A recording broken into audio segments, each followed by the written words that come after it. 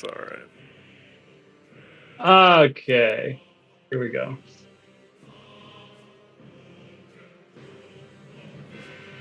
Splinters of wood, metal banding, and chunks of stone are thrown in all directions as the heavy exterior door of the Keep of Malor is destroyed in a large, fiery explosion. We see through the broken threshold a chaotic scene as the smoke and debris settles. Bloody bodies of Fomorians and elves alike that were preparing in the hall beyond the door lay dead and injured from the debris and concussive force of the blast. Others quickly run up and down the long hallway, trying to figure out exactly what is going on. Screams in common, giant, and elvish merge and overlap. Some screams of pain and agony, while others are harsh, barked orders. We pan outward to see the Barbican, dotted with ghouls standing and wandering atop the stonework. Their heads snap towards the sound of the explosion and begin hurriedly moving in the direction of the door up the long ramp. The Fomorians on the tower above start launching bolts downward at these ghouls, while some Fomorians emerge from behind the door debris to help ensure the ramp is well covered from the oncoming ghouls. We pull back even further to see the field beyond the Barbican. The loud explosion is still echoing and drawing the attention of some ghouls not currently engrossed in gorging on flesh of the fallen. Some begin making their way toward the Barbican, while others become enthralled with the possibility of fresh meat, as we see multiple giant owls swoop down through the field, calling out and flying close by heaps of hungry ghouls, each diving and climbing just out of the claws and teeth of the undead, with the intent of drawing them into one large horde to lead them all towards the single entrance to the now unsecured keep. A secondary explosion is heard, and the camera shifts, focusing on the upper portion of the tall central tower. We see large chunks of stone blasted through the air, falling into the courtyard below, while smoke dances in the air around the tower. Those still in the courtyard were busy preparing to defend the ramp and take back the Barbican from the oncoming horde of ghouls, being led by the Owl Bait, are now split into even more chaos as chunks of stone fall from the tower above. We see the largest of the Fomorians, the hulking figure with a massive rune-etched greatsword, stares up towards the tower. His unsymmetrical, bulbous eyes narrow. He calls out toward a group of confounded-looking robed elven figures. "Make yourselves useful. Secure the tower, while we strong deal with the beasts on the bridge." We see the elves hurriedly nod in agreement at the Fomorian king's orders and collect themselves before running through the chaotic courtyard toward the main tower, avoiding being crushed by falling stone from the broken tower above, and collecting 3 guard drakes just as they exit the frame. And we swing back to watch the massive Fomorian don a runic black helm matching his oversized sword before screaming out some sort of orders in battle cry in a guttural giantish tongue. We pan out further still as we watch a massive force of undead ghouls clumsily sprinting through the Barbican towards the second floor and up the ramp toward the exploded main gate. The Fomorians awaiting them, hurling massive rocks and spears as huge bolts rain down from the tower above. The owls continue making rounds, attempting to lead as many straggling groups of ghouls towards the Barbican to join the horde converging on the keep. A few end up slain from flying too close or entrapping themselves within the Barbican. Unluckily for the ghouls, the Fey spirits vanish upon death, leaving no meat behind to dine upon. But then we see all of the owls vanish from the field. And our focus shifts back up towards the tower.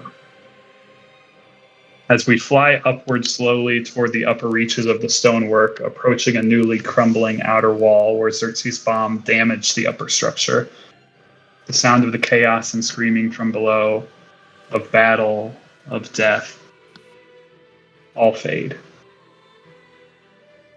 We enter through one of these newly created crumbling openings at the top of the stairs to see the large, inwardly bent metal doors, through which is an unnaturally sized domed room about 60 feet up at its highest point.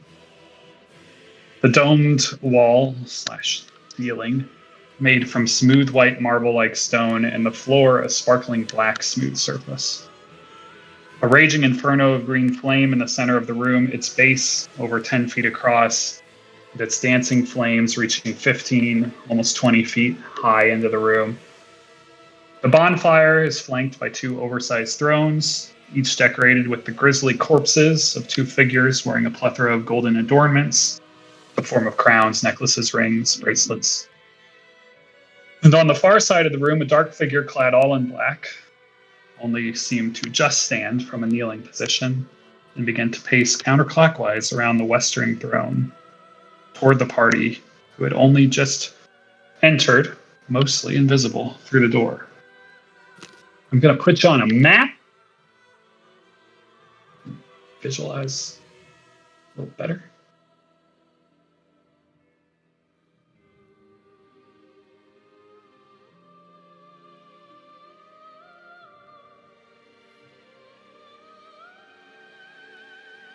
And first things first, we're going to do a little rolling for initiative.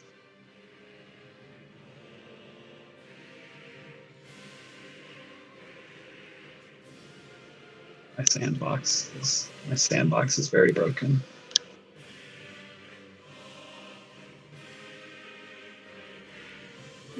API.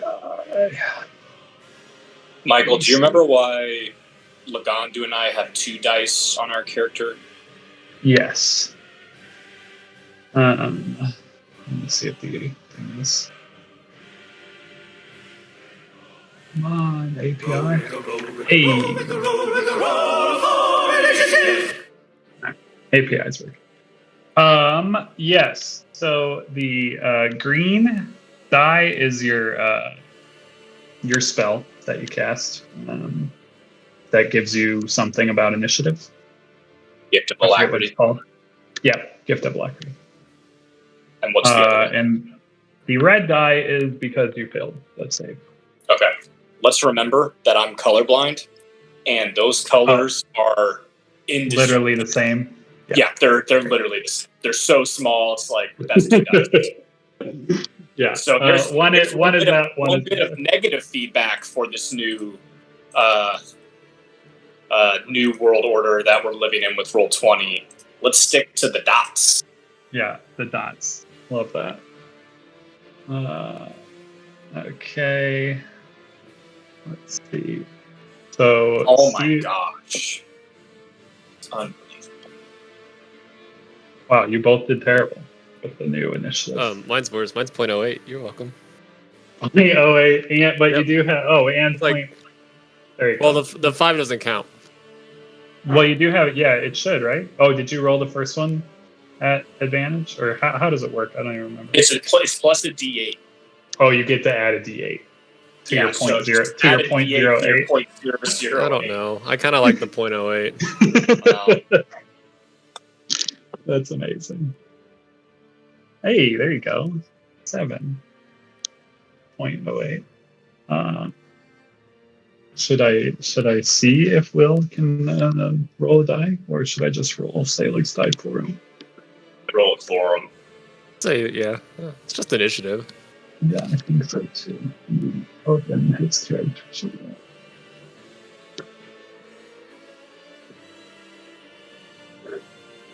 Okay. Where's initiative one?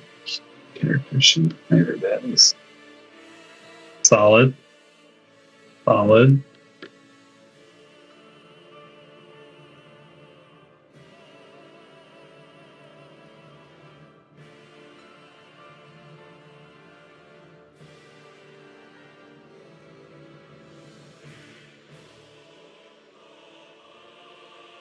Okay.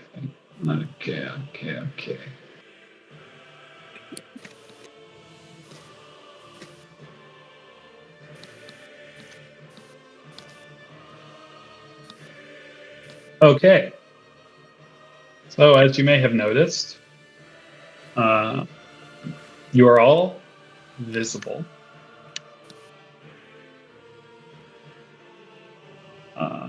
And you may have also noticed that Lagandu is also affected. That is because Preston told me that his roll was not supposed to be at advantage,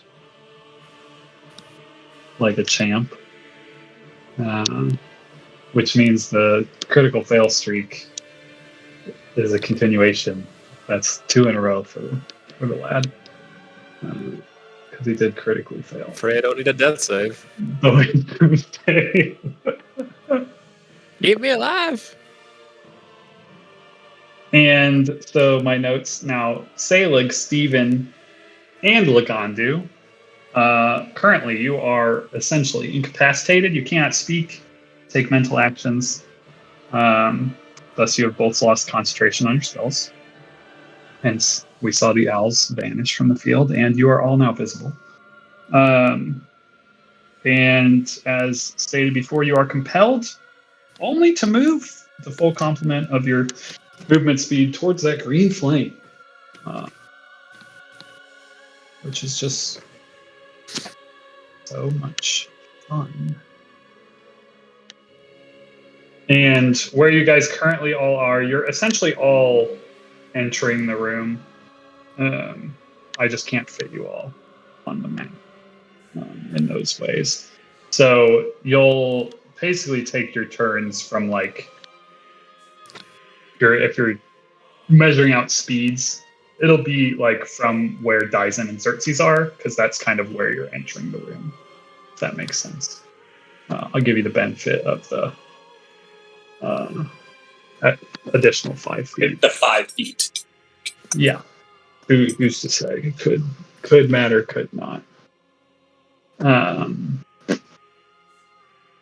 But other than that, you're entering this room through these massive doors. You see everything that was described previously. And Xerxes, in this moment, you're basically the quickest to react out of everyone. You see these people around you just immediately appear. What do you want to do? I'm sorry. Can you remind me, would I know who this jabroni is based on Steven's prior explanation, which I was locked in on, and I remember everything that happened during that time? But just remind me. Stephen would have described this cat to you at one point or another, as he saw him with the arcane eye once. One floor below this one. On his first escapade with the arcade eye into the place. This guy was in a meditative trance-like state in the room with the bird. That was totally just a normal bird. That was totally just a normal bird. And this guy also wore a necklace that kind of looked amberish, gemstone necklace, in which Stephen saw a very tiny little ember inside. I don't know if you know his name. Yes, we do, who he because may be, but because you- my racist friend knows his name. Oh yeah. So yeah, he told you about Droll Murrer. And Yep. I think you put pieces together, and you probably know that this is Droll Murrer, who Especially he told seeing you the two was skeletons. yeah, who he said was like basically overseeing this place as like the man below the Gorels, the Lord Got and the it. Lady Gorel. So what you're telling me is I am clear to engage with the target. Yeah, I mean you're a quick boy. You can do whatever the hell you want. Absolutely. Okay. Weapons hot. I'm a little concerned that the invisibility dropped, but also I've been visible this whole time. You so have been visible this whole time. that might just signal to me that it is actually weapons hot. So, for now, we will.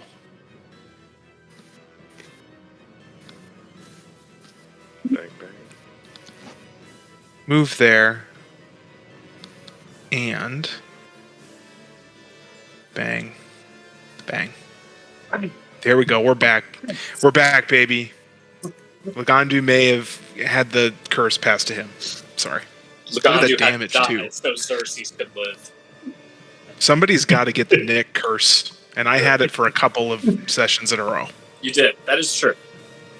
That's very All right, true. so Xerxes moves into the room, levels his weapon, fires off one, and then this cat cast shield.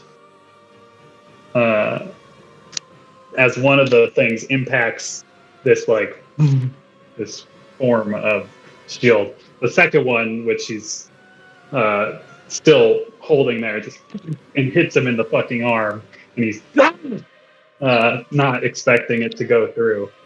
So yeah, only one. The second hits. The first is blocked by the shield spell. Everyone's booing, but we get it. Yeah. Yeah, it's good.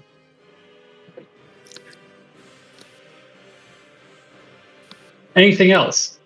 No, we're just you've murder spent his hoboing. reaction. You've spent his reaction. Great for all the counterspelling we're going to do with a charmed spellcaster and another guy not here. So I mean, he could have legendary actions. He could have ember actions. He's about There's to all get that sorts of reaction things going back. on. He is about to get that reaction back too. Okay. Xerxes, good? yeah, no, doing good, doing fine. Good. Not concerned about the green flame at all. Why would you be? Who would be? Dromer, his go. He cast a spell. We need a monologue, Michael. And he vanishes.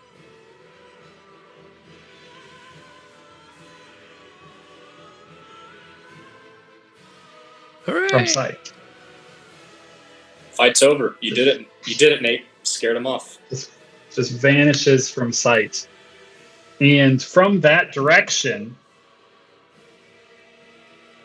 his voice echoes out.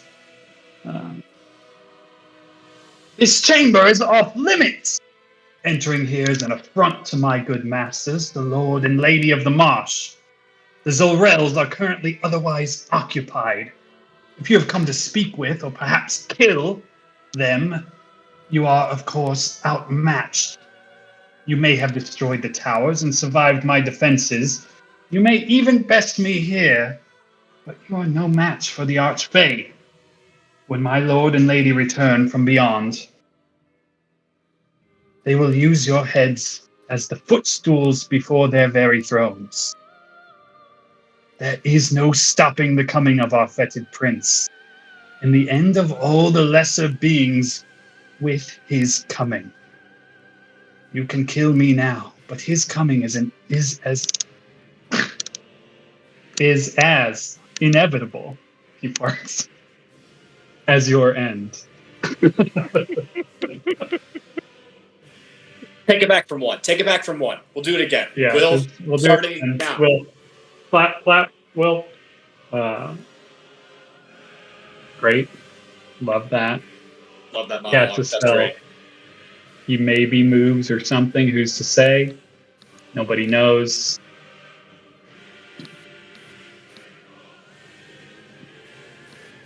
Steven, it's your turn. So did Steven hear any of that, or is he just so tranced that... Don't really know. We don't really know. None of us know what Steven knows. He's hearing Well, things. Well, Is Marshall's he- going to ask then, there's two skeletons on those thrones, right? Yes. Okay, cool. with flies buzzing around their corpses, skeletal figures. But I'm not allowed to speak. Yeah, you're really like tranced on just moving to that. Got it. That And spot. whatever being entranced looks like, I walk towards the green flame and hopefully get to make another saving throw. You currently don't. As he very casually paces forward calmly, Steven paces forward. Moving 30 feet, just kind of in a straight line, like an NPC, if you will. Dyson, as your go. End of turn. Man, how very unlike Steven. It is very unlike Steven. I mean, it's so short. The turn. Yeah. Great observation, Tyson. Doesn't have to choose any spells. Yeah. Yeah. Well, with no one to Basically. shoot currently, Oh, you have one person to shoot. you? Yeah. I mean, if you want that, but I was gonna try a friendlier way first. Ah, that works too. Dyson is gonna go up and try to take Steven out of whatever stupor he's fallen into. Yeah, so you run forward, kind of grabbing him. Do something to find him. And as you kind of grab his shoulder and like turn him, like, you know, to look at you, you see his eyes glaze over, and as you like turn him and shake him, like his eyes like come to. And Steven, you have like you heard everything that happened, and like, but there's this like time missing, you know, it's a weird sensation. I don't know how I got to this spot, if you will. Yeah. You remember walking in the room and you heard all that was said, but you were so focused on that one thing that was entering the fire. So that would be your action, Dyson. Right, but does he look like he come Yeah. to? Currently Steven. he looks there. Steven, he disappeared. We need to find him. And he's just like still shaking him. Alright. Alright. Yeah, that's it. Of that. Thalig will walk 30 feet forward. Much similarly to Stephen. Lagandu will also walk 30 feet forward. Boink. Boink, boink, boink. Round 2. Xerxes.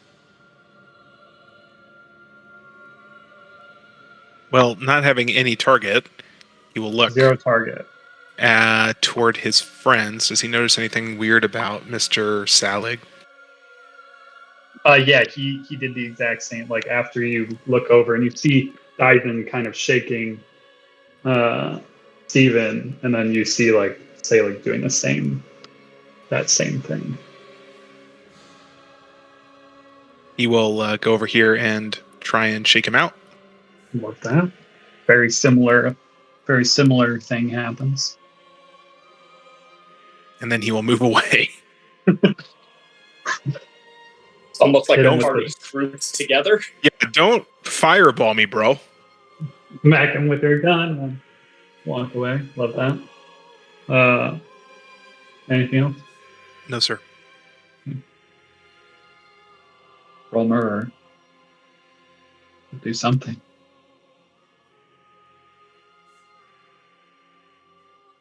But what? But what?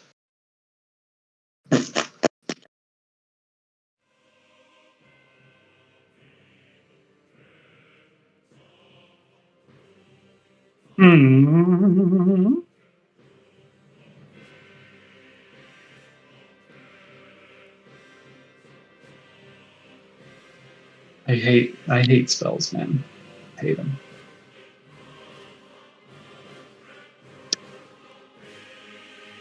Hate them.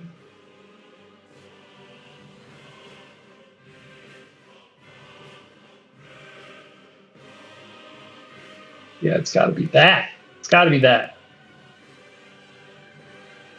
Okay, let me do some measuring. Is there a verbal component to this spell? Good question. There is. Can Steven hear it? Absolutely. You all can hear it. Okay. I forget what our new... So because there are other components, you won't be able to identify it. Because there's also somatic. Oh. But this will actually help you see where it's coming from. Well, I was going to maybe try to counterspell it. Gotcha. Yeah, you might. I don't know what the rules of counterspell are. It says C. It says Even if I can hear it? I'm not. You might have to be able to. You attempt.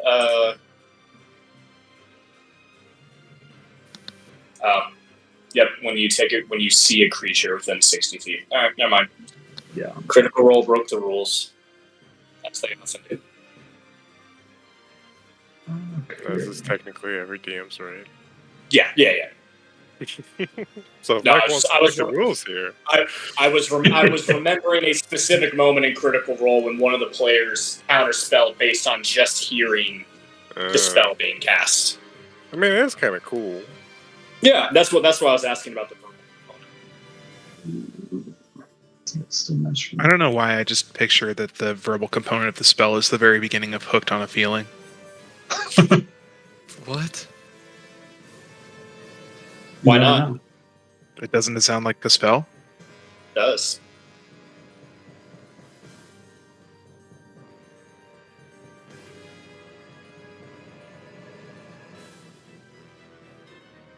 Okay.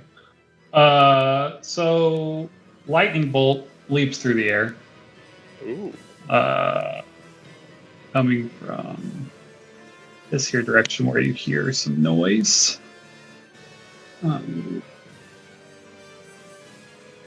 Just going straight into this like crackling lightning as it hits Xerxes.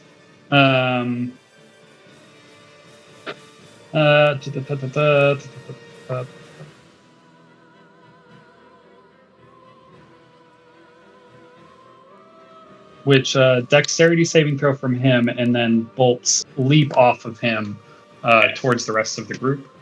I was going to say, there's no way this is just a straightforward lightning bolt that he's wasting on Xerxes. Yeah. Boop, boop, boop. And I think I get 3 targets. Yeah, 3 other targets. So Steven, Dyson, and Lagandu, these bolts whip off of Xerxes towards the rest of you. And I need saving throws, dexterity saving throws from you all. Hold on. Rule clarification point, please. Pushes up glasses. I have evasion, so I would take no damage on the successful saving throw. Would that mean that there would be no splinter offing of bolts because it didn't hit anything, or not? No, it technically does not have to. Okay, I'm just asking. No, I love asking this that. question. It's a great question. I love it. But it does not. No, it does not have to. I tried, boys. Does not have to hit you. It's all right. Lagandu, you got a saving throw in there? Try. Is it at normal, or advantage, or disadvantage? I don't. I'm staring at a pretty green flame. Yeah, you are staring at a flame still. And I would have advantage if I was aware. Let's just be. That doesn't do anything technically.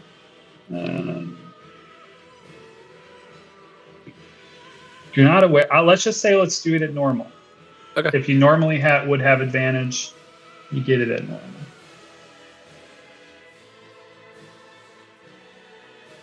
Love that. You're on a Nick streak right now. Brutal. You're on a streak. Okay. So Xerxes and Steven. You guys pass. Dyson and Lagandu will fail.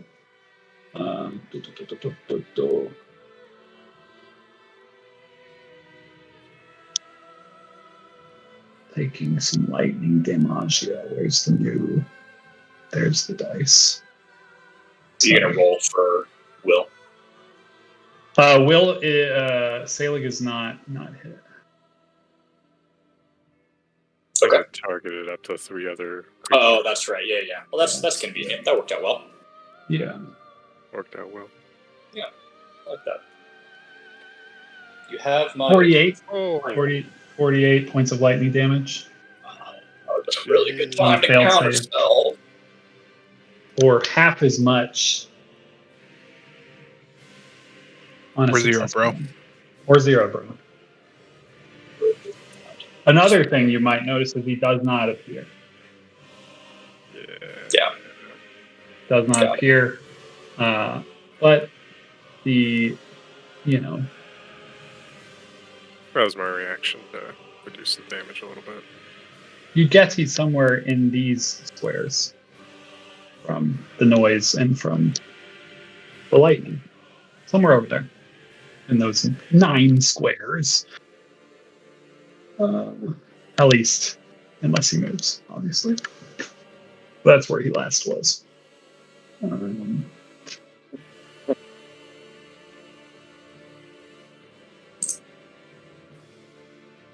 that's it. That's his go. Steven, it is your turn. And your senses are about you. And Lagandu, you can actually make a wisdom saving throw. Taking that damage.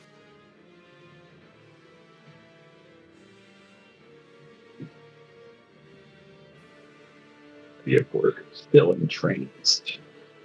You are still entranced. Oh, that's right. It was a DC 19. I remember that now. Ooh. Oh, Still entranced, Lagandu, after taking that brutal amount of damage. all right, Michael. Do you see where I'm centering this on I see a 20 foot, yeah. from that spot? Yes, gotcha. We're gonna make it hot. He moved out of that radius. We're just in trouble. Wow. Wasn't it last session where the damage, like just everything went our way? I feel like, and it's the opposite so far. Yeah. Okay. Deck save. Mm-hmm.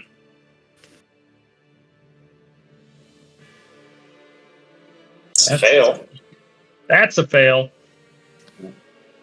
Takes the 19 points of damage.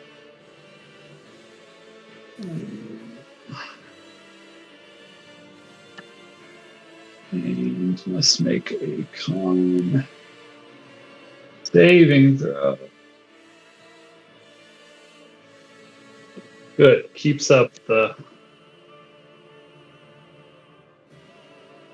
invisibility.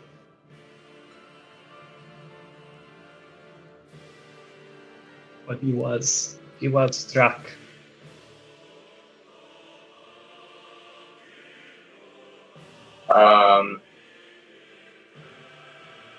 I'll tell Dyson he's somewhere over there. If we hit him, if we get lucky and hit him, we might get him to appear.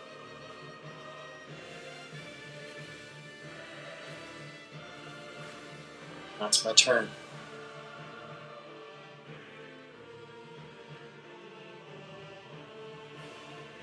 Okay. So, the way Steven's fireball exploded Mm-hmm. in that area, did I see it anywhere where it might have like went Yeah, around? make a perception check. Like moved unnaturally around something that might be invisible. Okay.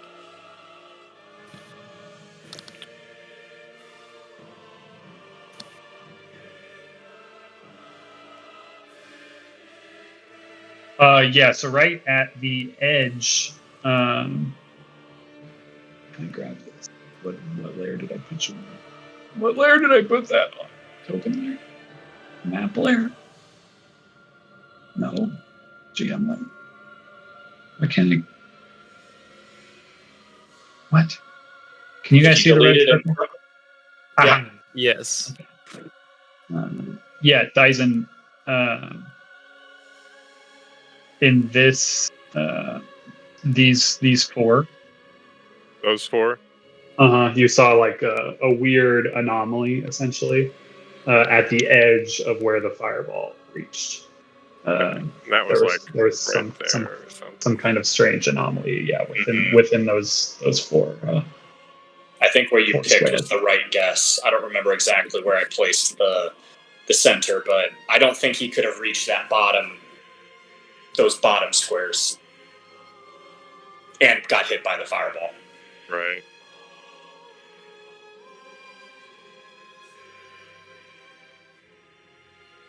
Dyson is going to step there, and as for his first attack, he is going to unleash a psychic breath. What's that? Dexterity saving throw. And that'll hit all those four squares. Yeah. Beautiful. Dex save coming up. 14. Oh. He takes 4 points of damage. I mean, still But still has to make Hey. another con check. At +1, it looked like.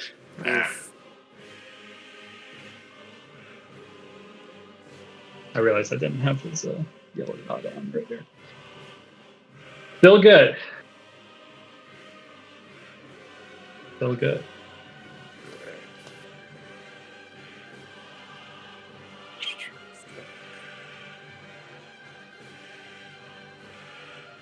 Let's just try. Gonna step up to there Mm-hmm. and is going to swipe forward with his sword with his second attack. Which way is forward? That one. North. North. Just North? above him. Yeah. Beautiful. Okay. Roll it. As you swipe through that square, pretty solid strike. Don't find any purchase. All right. That would be it. Thank you. Oh. Cooper. That's not a. Oh, okay. That's I thought that might have been a poop warning. that was like a not. Come here, boy. Goopy. Come on. That was just someone outside making a loud noise. How dare they? Cooper. In Cooper's neighborhood? Yeah, that's not acceptable. Why would they do that? Can you lay down? Tell him what time it is. Unacceptable. Cooper. No. Tell him what time it is. This is Cooper. Lay down. Lay down. No. Phaleg will, take the Xerxes action here and go and shake Lagandu out of it. Better boy. Thank you, kind DM, sir. Yeah, that makes sense. Would he though? I think he would. Yes. I think he would. I think it definitely would. Yeah. Yeah, Sal. He knew what he was into, what he was doing. And then after getting lightning fucked, He will like back away to there. I think maybe here. That's his go for now. And Lagandu, it is your go. You were about to walk forward into that fire. At least. That's what you think. Someone tell me what the hell's going on. In about 2 seconds, please. He's somewhere near me.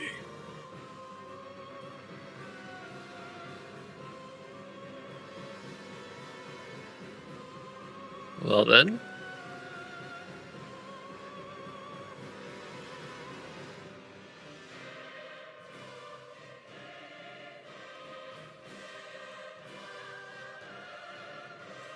All right.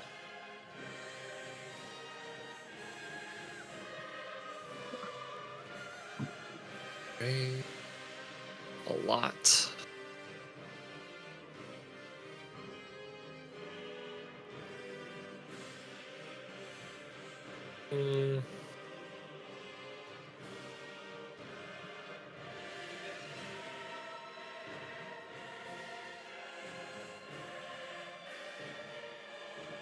Gonna go there.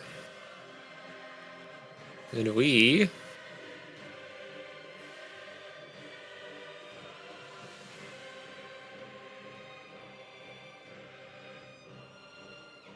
going to at least stop him from moving. Or at least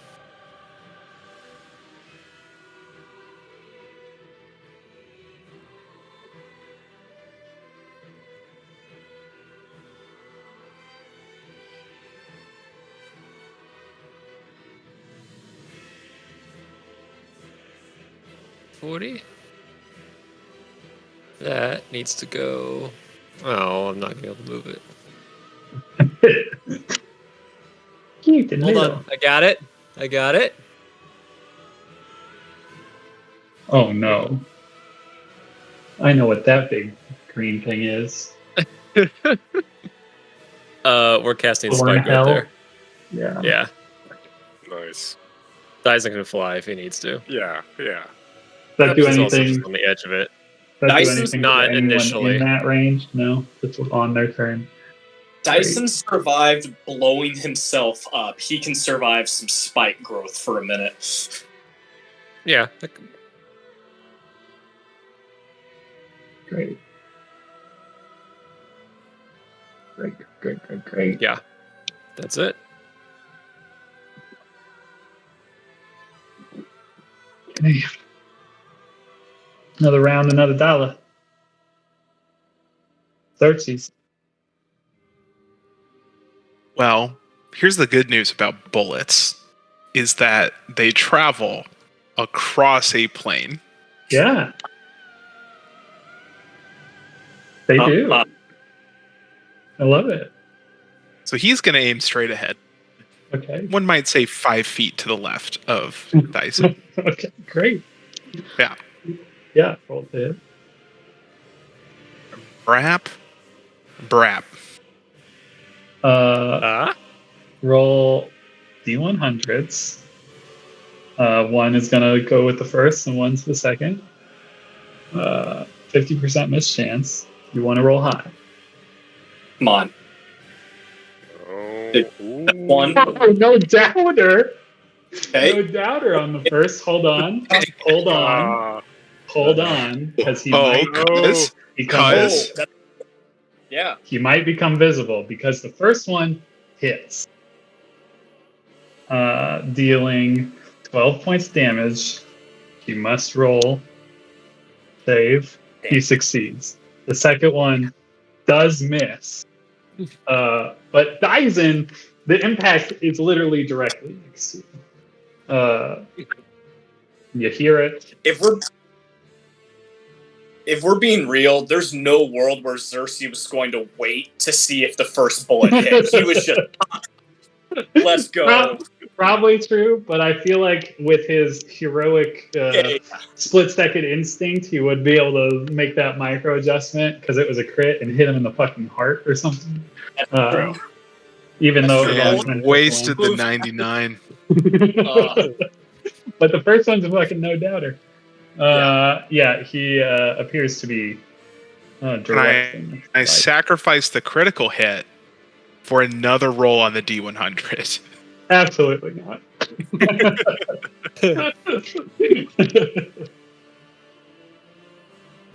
That's all I got. All right, 13th season of the blood splatter. Makes my job a little fucking harder. And Dyson fucking turns and looks me in the face, even though I'm invisible. Dyson, you hear some like whispers, weird whispers. It's very weird. But it doesn't feel like a spell being cast, really. You just hear some weird whispers. And then on the battlefield, something arrives. Yeah. Of course.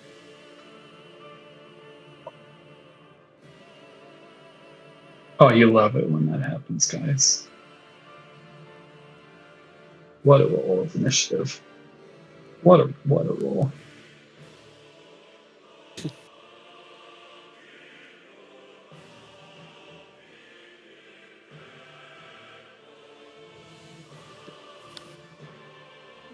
Dyson, what's your passive? 15. He moves. Do I know where? He's trying to move to the north. If you want to take a swing. Yeah, if you're gonna let me. Yeah, you can swing away at that square. Okay, alright.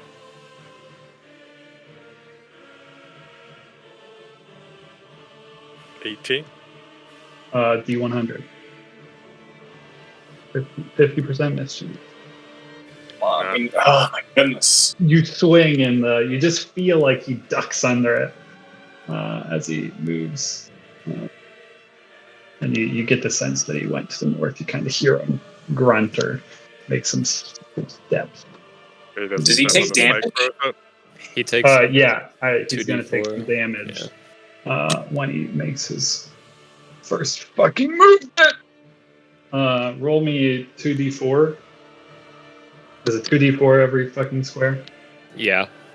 Oh, God. Yeah, we'll see how much he actually moves.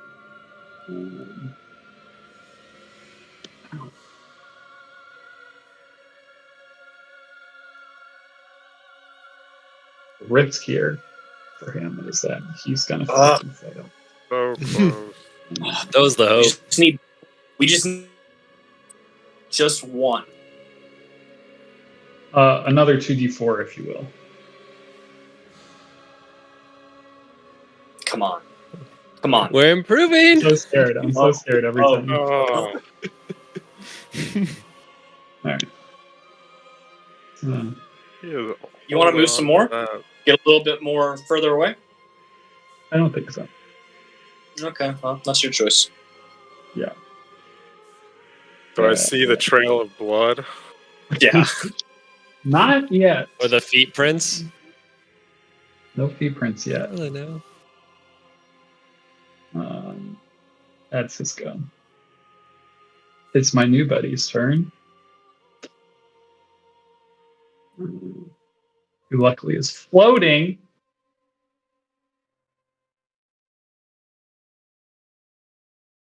God, I'm not used to all the flare things yet. It will be a lot faster when this works. Okay.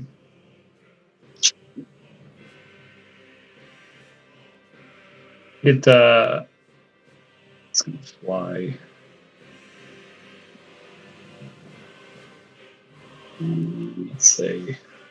Let's say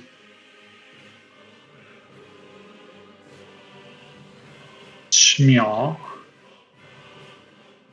And attack Dyson, just reaching out with its thingies. You. Can I make an opportunity attack? 'Cause he started there. Yeah, technically within your He's- reach. In my reach.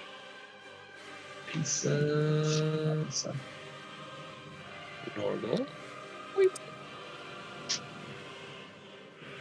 That'll hit. Nice. Damn. One shot. Once per turn.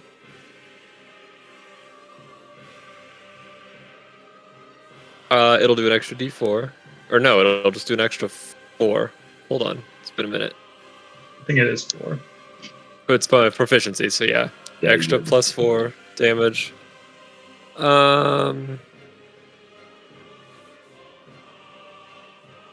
Can't do anything that takes an action or a bonus action or anything. No, I could move him.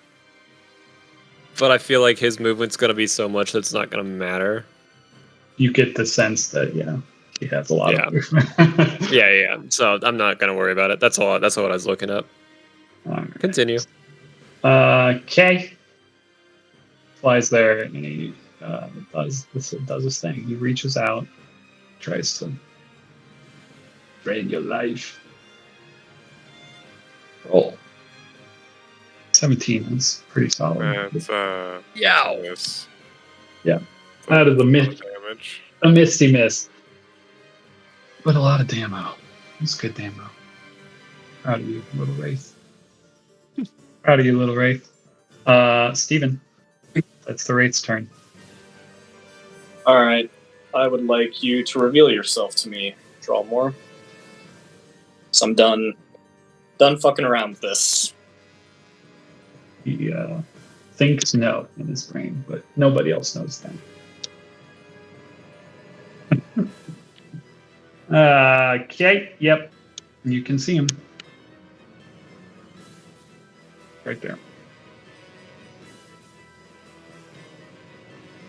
Where is right there? Can you see? Oh, I'm pinging on the fucking... Yeah. That's I the got one enough. thing about pings. I was pinging on the other layer. Okay. Right there. Uh, Right there. Right there. Oh, decisions. A little too far away to counterspell anything. Which Oh, I mean, was that's... a mistake on my part. I will...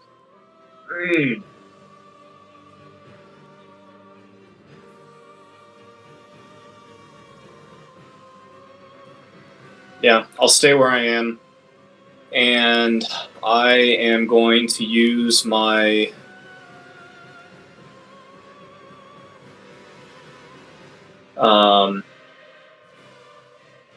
Shoot, where is it? My quick end. Meta Magic Rod. Cast a Firebolt. Because I could use a reaction on my turn, correct? It just would zap my reaction for the rest of the round. You can't you can use it if it is triggered, right? What do you mean? Well, I'm wondering if I miss, could I chronal shift it to roll again? Yeah, I don't see why not, right? Yeah, I think it's. Actually, I'm gonna move, and he's gonna make a Wisdom save. I'm gonna Toll the Dead. Oh, okay.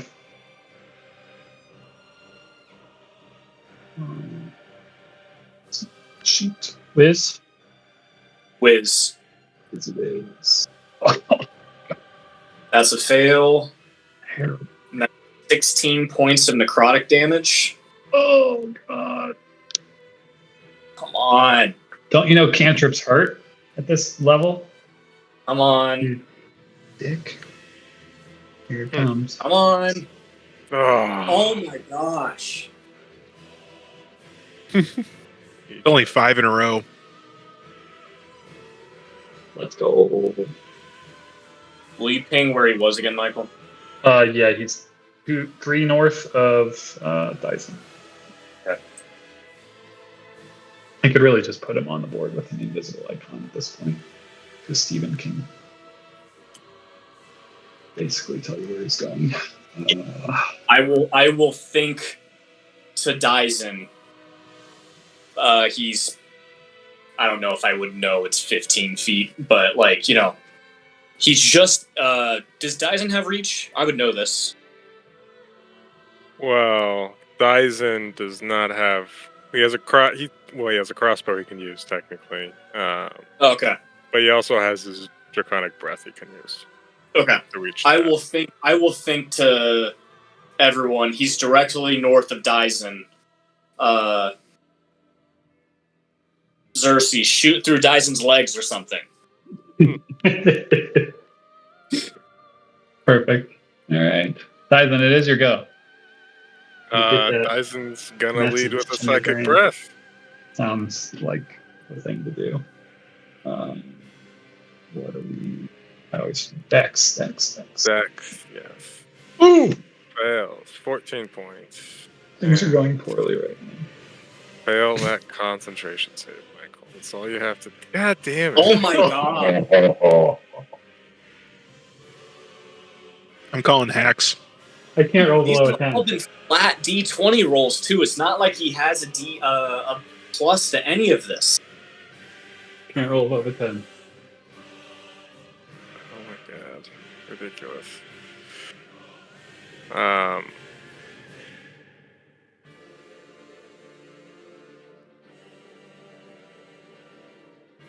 He'll use his second attack on the wraith behind him. Hello. Michael, does that red dot on Draw More mean he's bloodied? Yeah, from your perspective, Steven, he doesn't look great. Man, I can't wait to kill this guy. He's gonna have been invisible the entire time. Yeah, he's taking some fucking hits. So that hit, I assume. Yes. Alright. That hit. Then I want to do a psionic strike on top of that. So it needs to make a strength save. Crazy boy. Strength save. I'm sure you have really good strength. That's our spectral rate. That was a solid fucking roll with a -2. You've That been is pretty good so with a hot. -2. But he moves Okay. back 10 feet. Great. Hello, Xerxes. Actually, let's move him here. Right there. Yeah, let's move him there. Beautiful. Let's not do one dirty on Xerxes. I was gonna say, like, oh, must suck, mate. Hello. The funny thing is, like, outside of the fact that I can't see invisible people, like dex save, necrotic damage, like I'm actually fine for this. Bring it on. Yeah. Well, you're well suited. Let's see. It's more the life drain I'm worried about. Hold on a second. Just gotta find one thing on my stupidly long list. That's just life right now. Stupidly long lists. Yeah. Okay, that is a bonus action. Dyson will start to float up into the air, 5 feet, and then we'll move over. Am I in the right spot, Steven? You're above him. Right above him. He must be a short guy if you're not feeling him with your feet. And, yeah, Xerxes is right below me, according to Steven. Horrifying. Like I said, shoot below Dyson's feet. Literally did say to aim through Dyson's legs, which are now That's- straddling Drolmer. Great. Selig will be looking at you all and then kind of step this way. And there's noises coming from downstairs. Sounds like they're coming our way. And he'll do some like weird druid stuff that takes actions. It's strange, but that's how that works. Lagandu. Well, he's invisible. Still invisible. But So, you gotta place the target if you want it. but I know, yeah.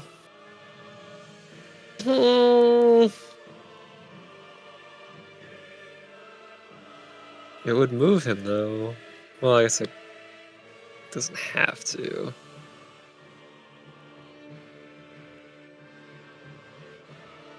Xerxes is there. He's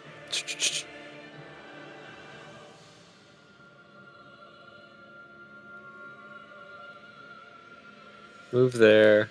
We're gonna Eldritch Blast the area below What? Dyson. Roll them one at a time for me. Sure. Roll to hit the first one.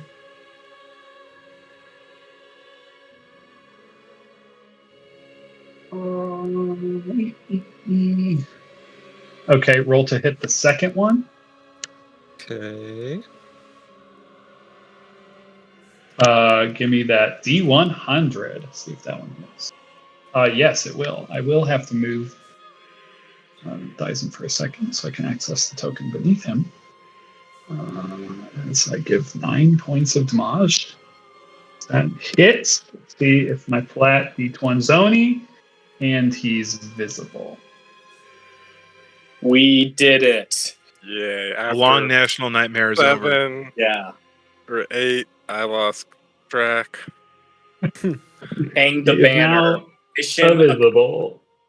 So if you want to shoot at him again, you don't have a miss chance if you. I mean, it missed. You have 3 blasts? 2 blasts? Oh, I see. Yeah. It does not hit. It missed. But he is visible. It does move him 5 feet. Love them. So Which I assume takes some damage. you take move another him 6 one points column of over, Mike. spiky damage. What's that? He'd technically be like there. Move him one column to your the right, right. please. I can't hear you. Move him one column to the right. Why is that? Because you move. Dyson's right here. So he would move 5 feet out diagonal from Lagandu. Oh, diagonal. Sorry. Just because they would be pushing. Yeah, that's right. Yeah. My bad. I'm just going in a line from. Yep. Nope. Lagandu. That's totally right. I was already thinking about Xerxes and that sort of thing. Gotcha. Anything else, Lagandu? You've now Nope. I'm good. made things bad. Very, very bad. For my boy. X Factor Flex. There's a visible target. There is And a there's- visible target. Fear in his eyes. Bang, bang. He will have to use a reaction to cast a spell. Those both could miss. Shield. Can I know what spell it is? Yeah, it's shield. Yeah, I'm not burning a counter spell for shield. Sorry. Shield goes up and both impact the shield. Oh, that. I'm sorry, Nate. We're at a passioning stage.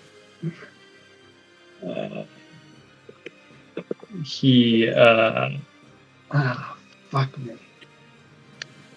That's what he says. That's what he thinks to himself is, fuck me. He's in a bad spot, ladies and germs. He also knows that he's probably going to get fucking counterspelled if he does anything stupid. Yeah. Mm. And he can't get 60 feet away because the invisibility's smart. Yeah. Things are bad, ladies and germs. Can you upcast any spell? Oh, God. Yeah, that got him pinned. Got him pinned against the fucking wall. I guess he can. Oh, I'm a dummy. Can't do what I wanted to do.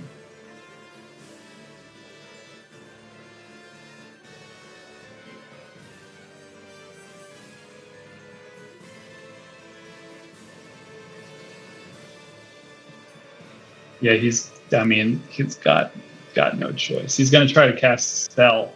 In the spell, Steven is fly.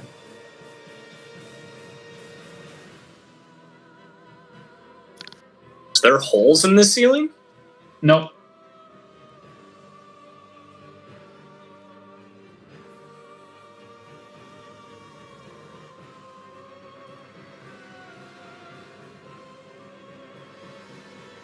I'm so confused. He doesn't want to step on those thornies. I guess. I mean, I'll counterspell. I don't know if it's the right move, but we're gonna put the foot on the throat.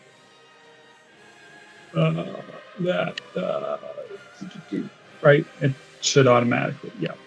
Yeah. Automatically, as he tries to fly, and then can't, do it.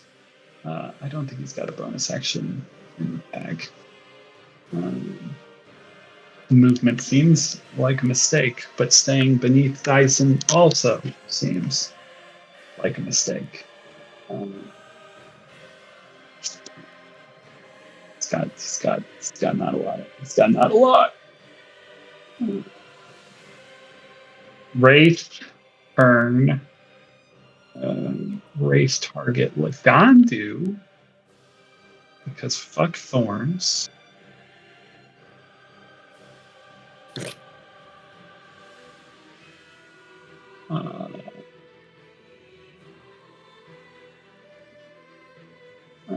Lagandu, he's gonna try to grab you with his ghostly hands. 24. Try again.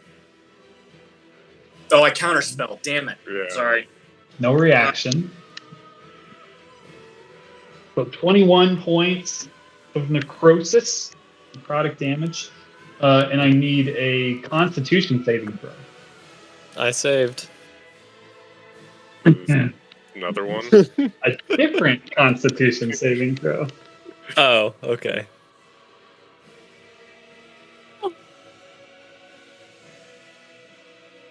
You also save against Big roll. this, which would have been not as fun for you. That's all he's got. Steven, here's your go. I will call out to Salig. Do you see people coming? And I would like Drownmore to make a wisdom saving throw. Love to, if you would love to.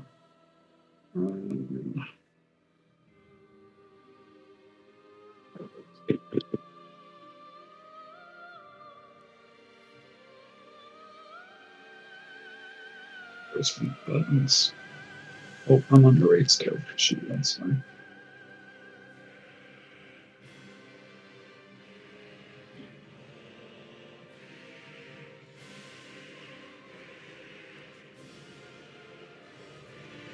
Oh, it's actually more than that, but it's not going to matter. 7 plus It's not 6 gonna is still Not not going to be. Yeah, we're tolling the dead again. That's 22 points of necrotic damage.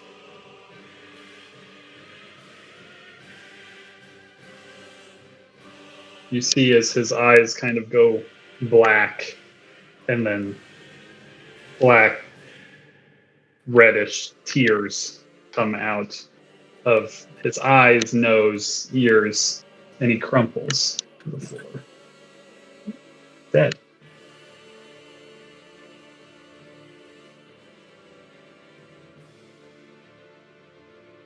Into the thorns.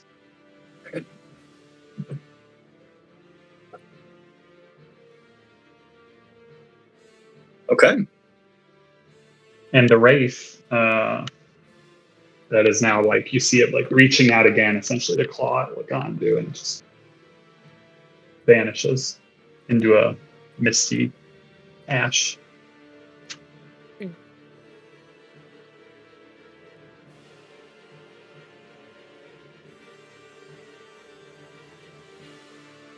And currently, you are out of combat.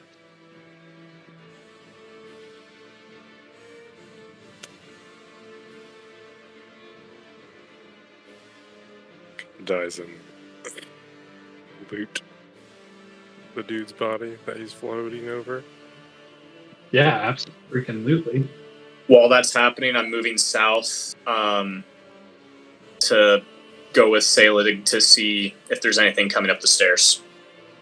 Yeah, so as you kind of go over there, Salig's listening at the stairs, and he like kind of like motions to you, just like to like, you know, doesn't know if they've heard yet, but he was like, he'll like relay that he heard the sound of the door downstairs, just a few seconds ago, essentially, and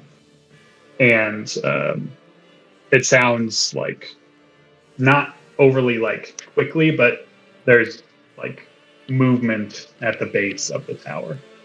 Like there's whispered noises essentially down below. Yeah, Dyson, as you kind of like float down there,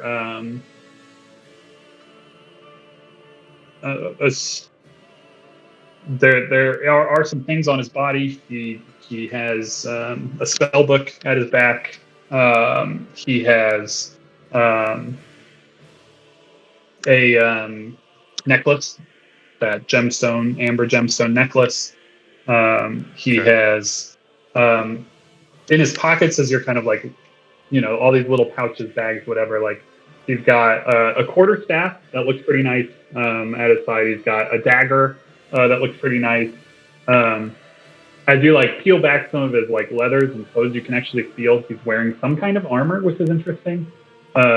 Knowing what you know about spellcasters and armor, it looks exquisitely nice. It's like chain.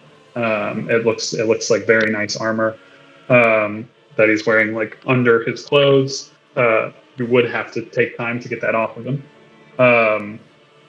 And he has, strangely, in his pockets, not much, some spell components, and then this really little tiny chest.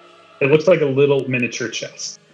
It's like it literally looks like perfectly real, and like, it's like if someone were a miniature maker that made minis for D&D, and it's like a really nice chest that looks real. Yeah. It's got clasps on it and everything. Like he's got really one of those. It's like the size of a thimble. Those are the things that he has on his person. Right, he will grab all but the staff, and he's not going to take the time for the armor. So it does look nice. You're gonna grab all but the what? The staff. Oh, staff. Yeah. So he grabs the spellbook, the necklace, the dagger, and the tiny chest. Cool. What's everybody else doing? So Dyson's kind of collecting things. Steven runs over to Salig, who's telling him like there's noises downstairs. Tower's like two. There's multiple floors between you and the bottom at this point, but. You had said Salig did druid things. Did he actually do druid things, or were you just, like... Who's to say? Okay. I think he did like a rain dance or something. Okay, Just, got it. Things I didn't know if druids you do. actually, cast a spell for him. Like, if you, hey, I'm just preemptively going to send Doug down there, because, that's something Salig would do, but... No, who's to say? He was basically, he was fishing. He was helpful fishing. That's all I was checking. Xerxes, Lagandu. Anything in this few? Yeah, I mean, moments I think we're both probably checking out these skeletons and this green flame. Green. Yeah. So the skeletons. Let me give you a little rundown. As you kind of walk over to that Yelly. So yeah, there's these skeletons with just black flies like buzzing around them, pretty rancid flesh, like rotting corpse basically there. And yeah, the corpse is wearing all manner of exquisite looking jewelry. There's like bangled bracelets. There's rings. One of them has a scepter, like an exquisite-looking scepter that they're holding. Necklaces, and both have these like really elegant crowns that are really like matchy.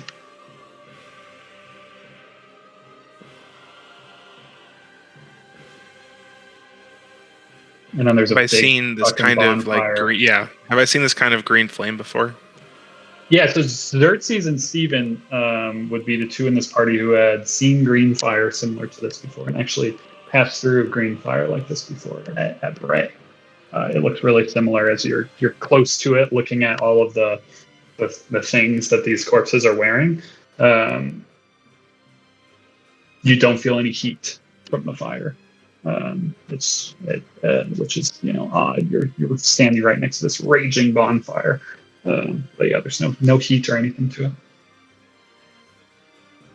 it. Was it a teleport situation? I don't recall.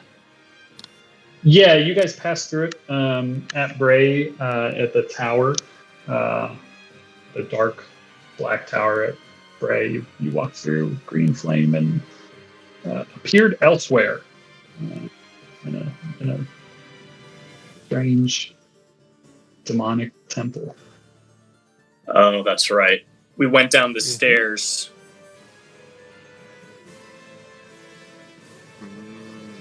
We fought Devoshka. Yeah. Mm-hmm. And we saw the dragon skull. Mm-hmm. All of the demon lords statues. Steven got his brain fucked up. Mm-hmm. Badly. Seems like it might be fire time. Anything else anyone's doing? Trying to cast a spell, but it won't let me.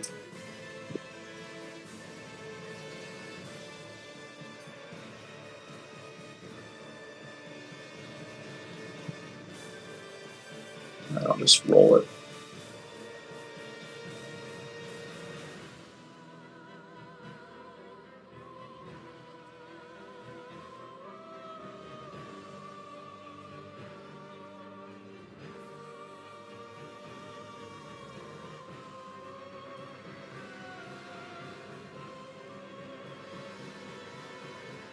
So give or take, 30 to 45 seconds pass as you guys are doing all these things.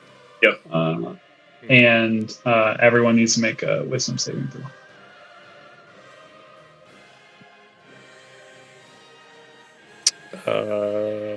Will shortly when Or spell. Non-spell, technically.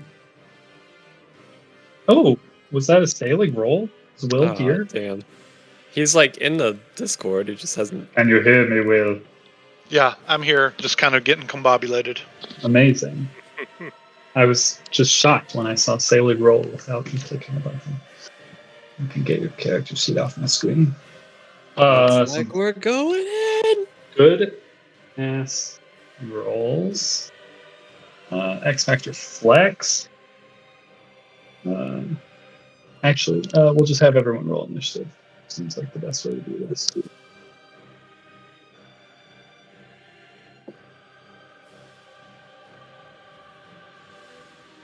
Oh, I can get that off my screen too. I haven't rolled above a 5. Oh yeah, Lagando, you still got that D8, right? You guys Yep. still get to keep that? I added it. Nice. I think so. I don't know. You did. I think so too. I'm pretty sure. So are we going in or do we destroy the fire? Well, I don't think we have a choice. Okay. I'm about to hop in that fire, bro. I was just say, yeah. I'm right next to it. Dice is- Okay. And I failed that Dive it save in. hard. Dice, No, you are well, then- compelled to move towards the fire. You lose concentration on your fly. So you fall. Well, he's already on the ground. Oh, you are technically already on the ground. I mean, the fly isn't He's- concentration. oh, it's not? Okay, then you're It's good. not the fly spell. Then you're Well, then you're totally good. So it only You- lasts a minute. So Okay, so it's like you're at the end of it. I mean, you're regular speed, and you're compelled to move towards the fire. I've got to do some measuring. Ugh. Okay. I have 45 Oh, feet. baby. I'm going into the fire. Okay, so right before you go in, you have a second wisdom save. Okay.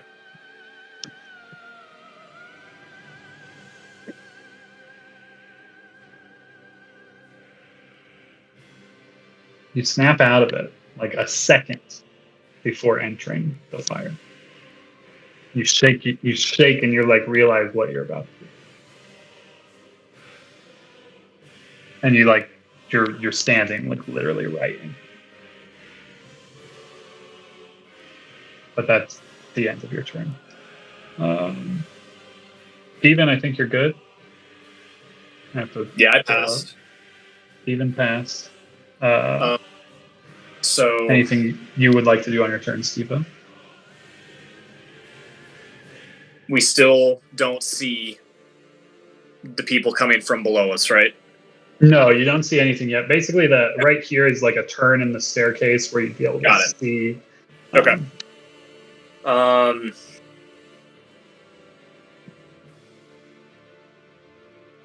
I'll just shout, Dyson, wait, what are you doing?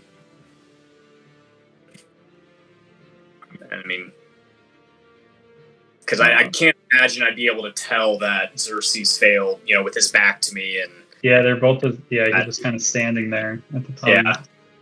Yeah. Thalig, I think, is. Say looks good. Oh yeah, Thalig's very good.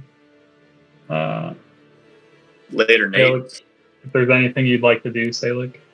Let us know what it's like over there. We're all still alive, so I'll just keep doing what I've been doing. You've been doing great. Yeah, so he kind of turned, listening from downstairs, and turns with Steven. Xerxes, you're compelled to move into the fire. You're already there. You get a Hey, wisdom save. that fire looks pretty good though. What's pretty cool. Have you guys checked out this fire? You do get a wisdom save before you. That step fire in. looks so nice. Later. Xerxes walks into the fire. Hi. Great. That's hot. Well, right as you turn, you see Dyson like stop himself right there, and then you're just kind of like you call out to him. Steven Sailing turns, and then Xerxes literally just walks through the thing and is gone. Lagandu, I believe you passed. Well, I did. you did. But- So we'll go currently out of initiative order because no one's being compelled Okay. to do anything at this moment. You did all just watch Xerxes walk through the fire. Did he just? Yes. We should follow. Is Xerxes on another plane? It's a great question. Oh, yeah. Can we communicate with him? If he is not, we can communicate with him. Awesome. If he's on another plane, our options will be much more limited. Let's put it that way. Yeah, give me a second. That's a really, really good question.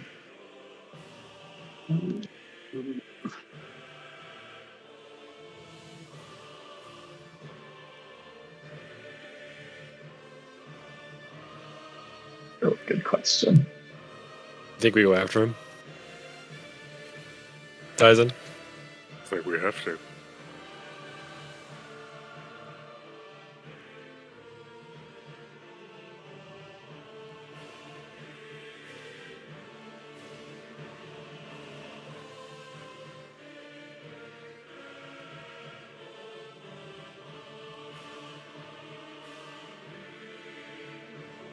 Can you put the text of the spell?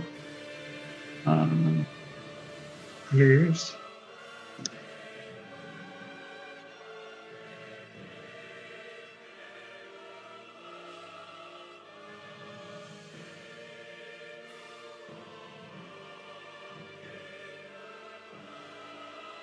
Very cool.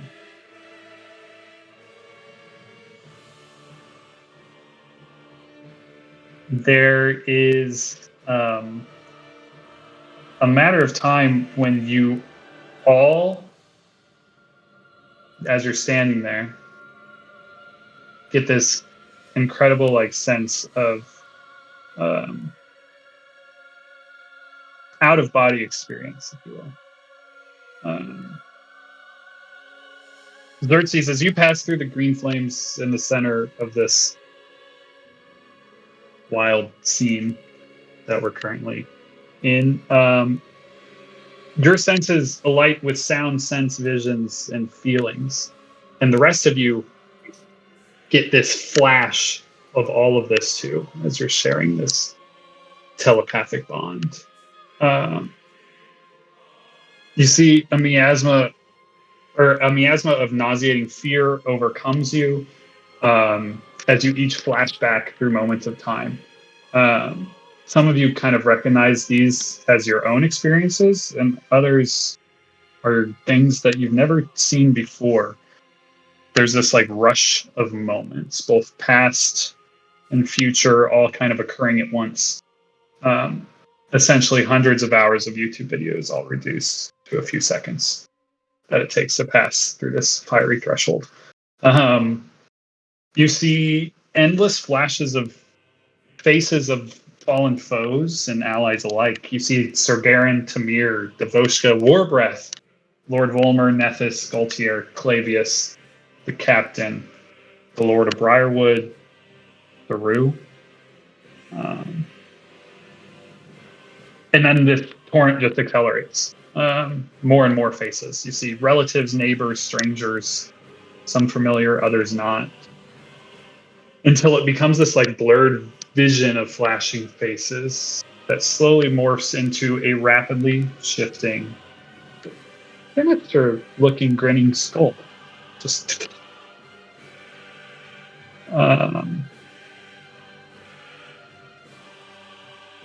Xerxes, I need you to make a Constitution saving throw.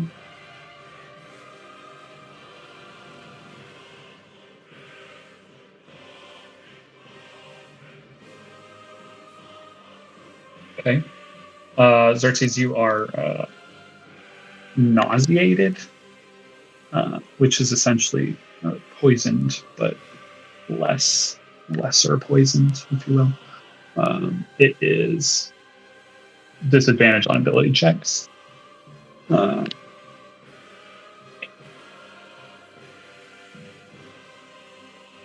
Xerxes, you emerge from beyond the screen fire.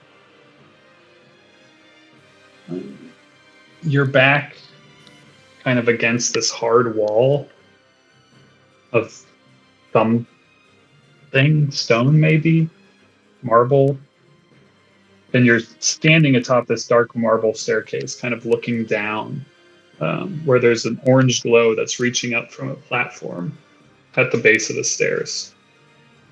From your current angle, you can't really see the room beyond where the stairs kind of emerge, but you can now feel this intense heat, the sweltering heat coming from that room beyond. And you can feel the presence of your allies in your mind. The telepathic bond is still tethered. Cool.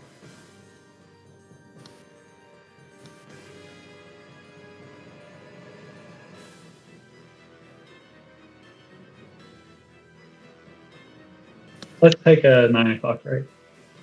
Seems like a great time for it. So are we still in the original tower where we saw that dude's face on the other side?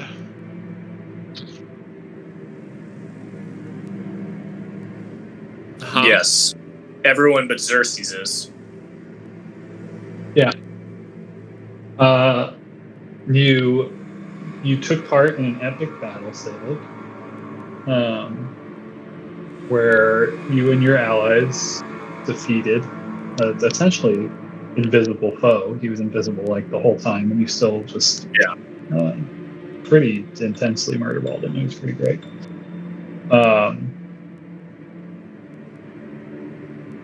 There are what sounds to be some people entering the tower below and readying themselves to come up the stairs. If you had to guess.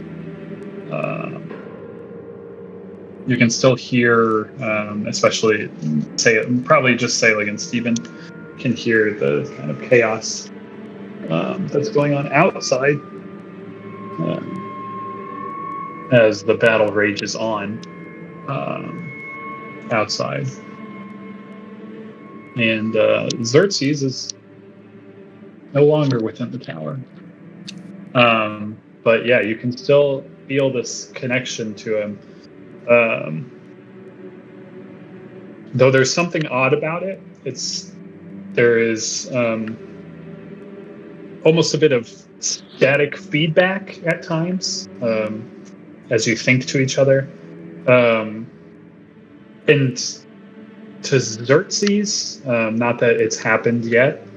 No one is necessarily thinking anything to each other. But when it does come through, which I assume one of you is going to think something to each other. It's about shortly. It feels strained. Sometimes the words are drawn out far too long, and sometimes they go by really quick, and it's just like a very odd sensation on your side. Like there's something like uncannily unright. Like it's just like it's like almost, I don't know how else to describe it than just like sometimes the words feel artificially sped up and other times artificially slowed down. But you can still understand the words that are coming through, being your friends in your mind as you normally have when you guys like enter these, strategic combat situations. Like you're familiar with it, but something is way, way off, especially on your end.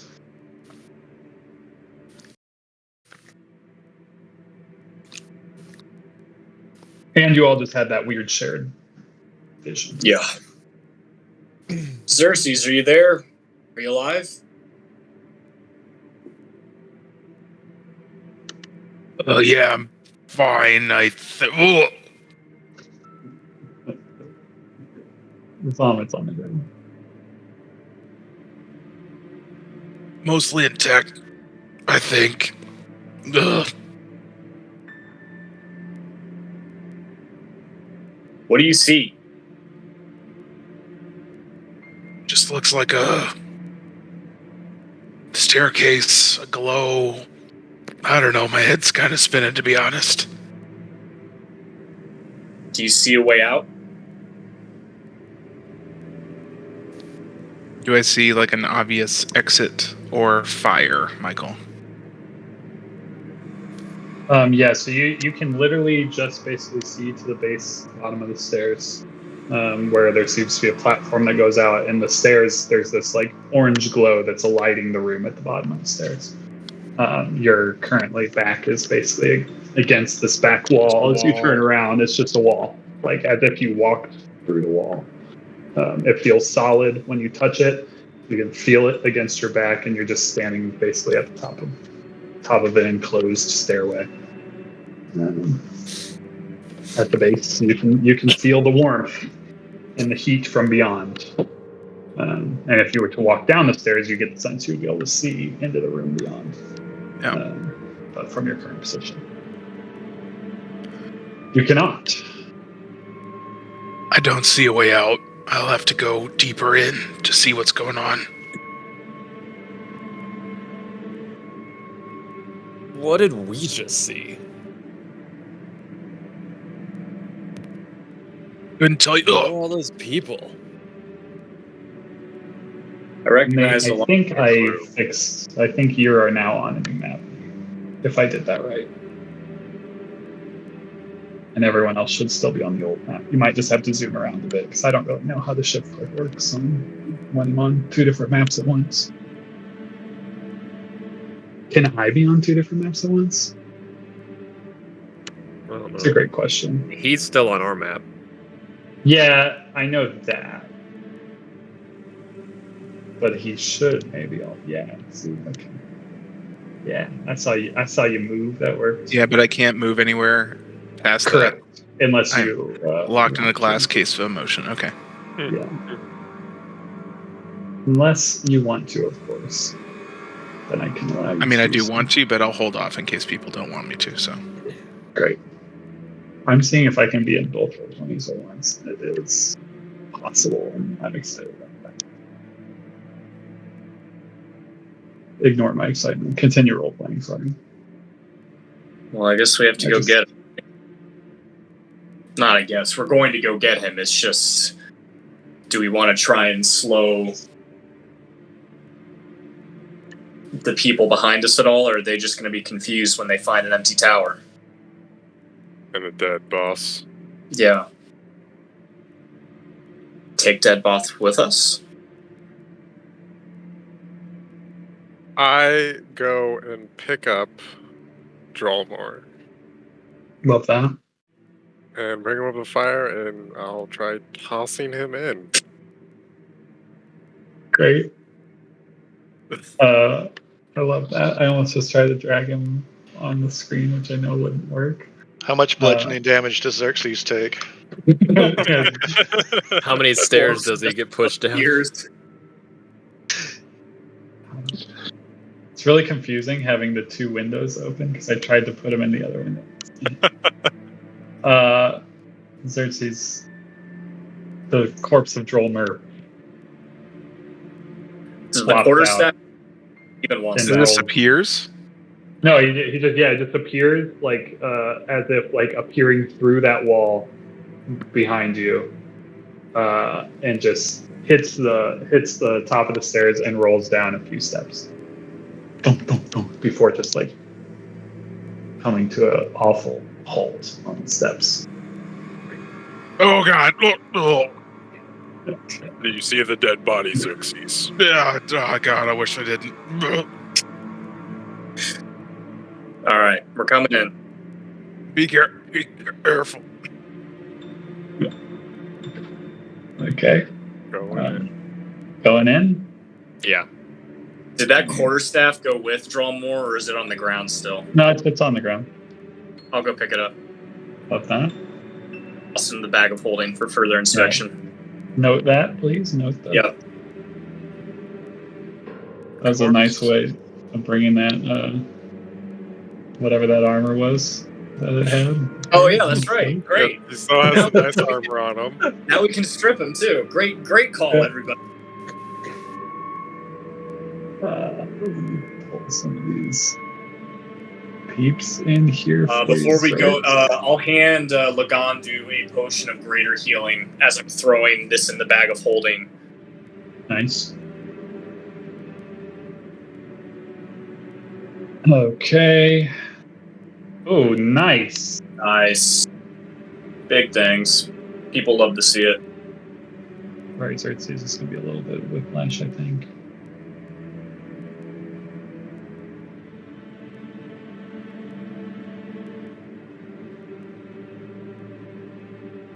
This feels oddly familiar. Let me know if that worked, y'all. Yeah, Did. We all there? it's very tight. Very tight corridor. As you guys pass through, you guys all also, I need make Constitution saves. Excuse me. Cool.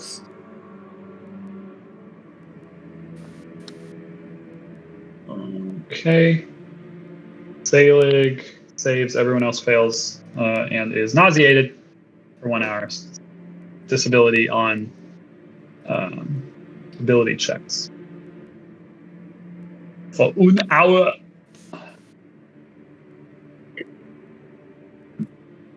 Which we'll say is that little green boy. Or was that technically magic? Yes, it is. Okay, I guess. Yeah. Hey, there you go. You're good.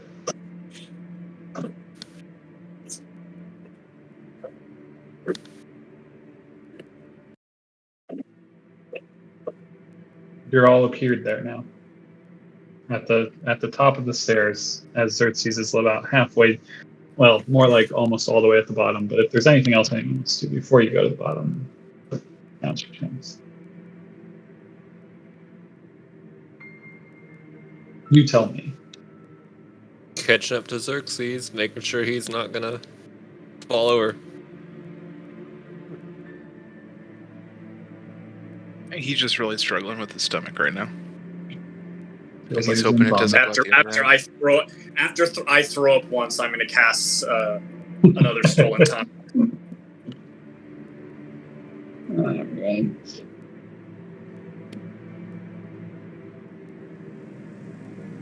Okay, let me. Does this feel like the same walkway in the Tower of Bray? Yeah, there's something really similar about it. It's like the same materials as it was when you descended that stairway.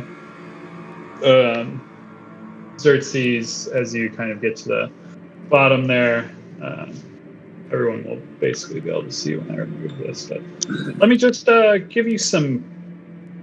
Let me give you a mental image first, I think.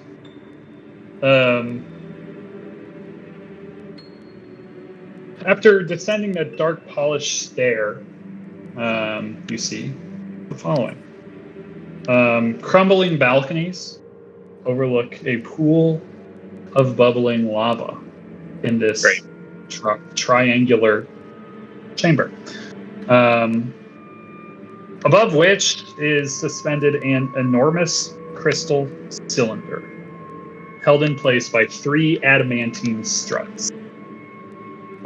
Ghostly wraith-like forms swirl inside that cylinder around a floating green orb, of which some of you may find familiar. Xerxes and Stephen, when you see this orb, it's unmistakably something you refer to as the Sphere of Doom. While Selig, when you look upon this orb, you recognize it because its likeness was actually carved as part of one of the many marble statues that you had collected in your sanctuary over the years. From this massive cylinder where this orb is floating inside, there are 4 long, writhing black tentacles that are sprouting from that cylinder's cap, just kind of wiggling around above the lava. Also of note, a shriveled monstrosity the size of an elephant floats near the cylinder. Its body is wet and malformed, its arms and legs are atrophied, and its oversized head drips with black ichor. The creature is attached to the cylinder by a dark, twisted, essentially umbilical cord. And as you reach the bottom of the stairs, this creature appears to be aware of your presence. So it doesn't do anything. It's just kind of like glancing in your general direction. Almost like tracking that you've moved in. And now I will remove the dynamic light there so you can get a better look.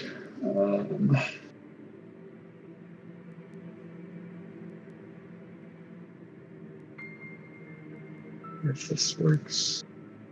Hello? Hello?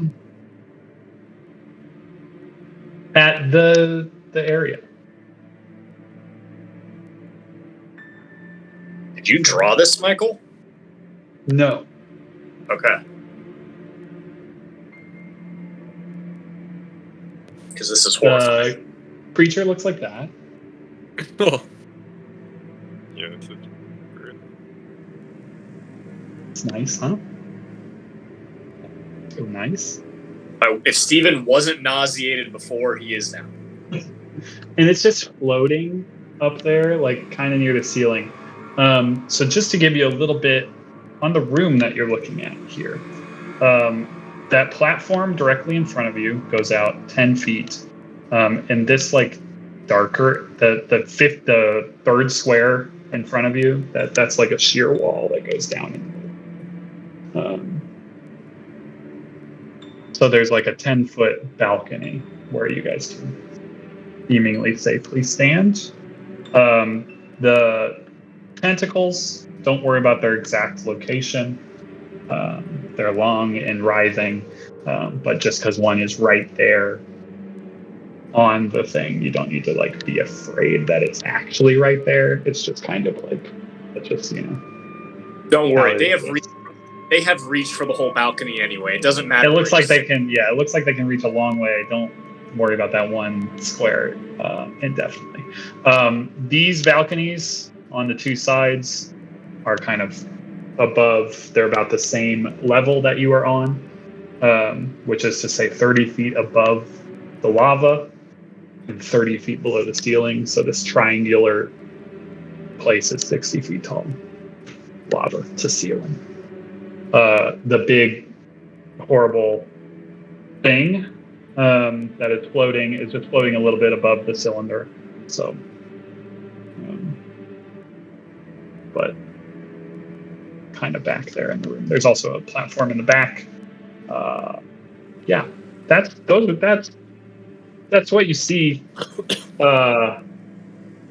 It's what you see right now. I will think to everyone. I suppose we found the birthing pool.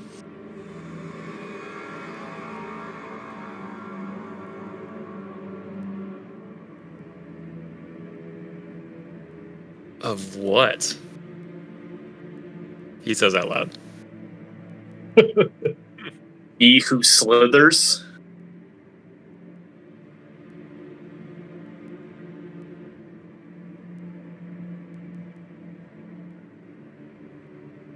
And the thing that's floating there just kind of like shifts in the air slightly, like it's in like zero gravity. But it seems to be like keeping its head like tilted in your general direction. And it's horrific.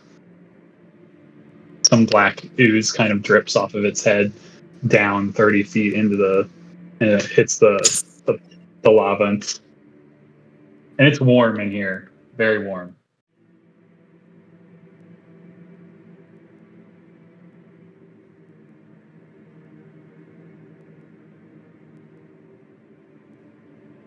What's this right How do behind we me? get out of here? So that, even as you kind of walk out there, is the thing that I'll get to if I can find it. It's like a little alcove.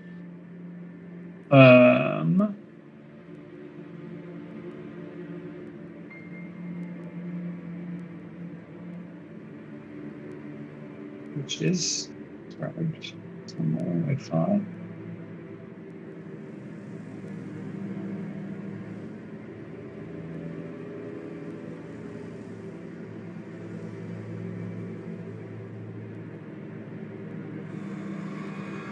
Yeah, so it's a little alcove, kind of dashed with, as it appears, like bones, like broken bones.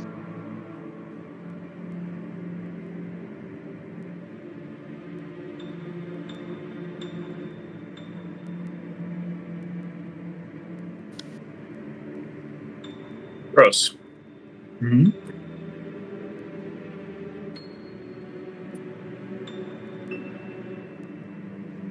Yeah, just kind of little piles of bone.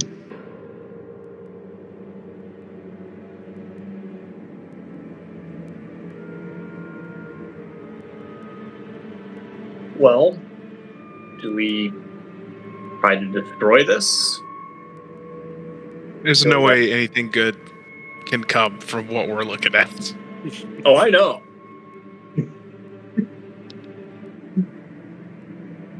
Ain't no way backward. Only ways forward.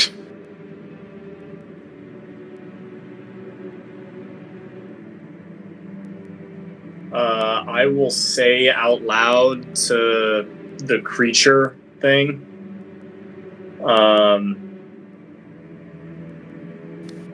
Why have you come to our Vale?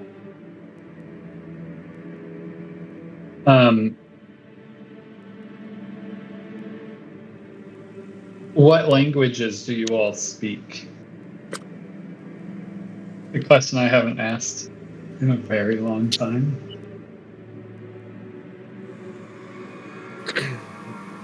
Primordial, Draconic, Kaziki. Elven, Dwarven, Pig Latin. It is Pig Latin, surprisingly. Oh, hey, great! Knew that would Any come in odd, handy. anybody with some odd or some like less I got Draconic and Deep. deep?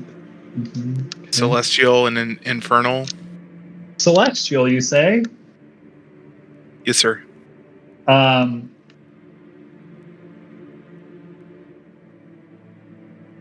It is nonsense. Obscene nonsense. But nonsense that is kind of uttered back in response. It doesn't seem like anything of an answer to a question, just like noises being made back at something that made noises at it. But the noises are celestial, and it is just like someone gibbering in nonsensical celestial, mostly obscene, like curse words and nonsensical talk. And it's like not like screamed or, it's just like. But Wait, what's it like? yeah, you heard me. That'll be on YouTube. Clip that or something. Yeah. But it probably sounds And he'll really kind of pretty to the rest of you, like bells or something. I feel like Celestial is probably a pretty language. he'll reply in Celestial. Oh, do you kiss your mother with that tentacle? Yeah, it just kind of like retorts in your Similarly. general direction. Yeah, but with nothing like making no sense. And it kind of just like floats there, almost like mainly staying in that same place. It doesn't seem to be fully sentient. It's just gibberish. Ugh. Let's put it down.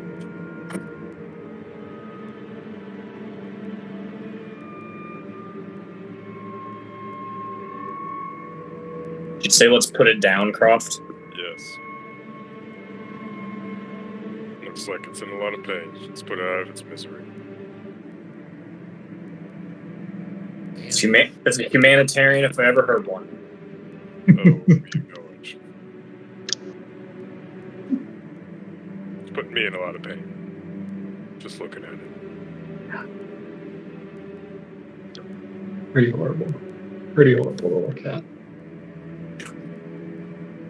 Roll, Rick, roll. I guess so. You tell me. You tell me what you're doing. Can I do an Arcana check to see if I recognize either creature in just the research I did in Briarwood before we came up and before the battle starts? Yeah.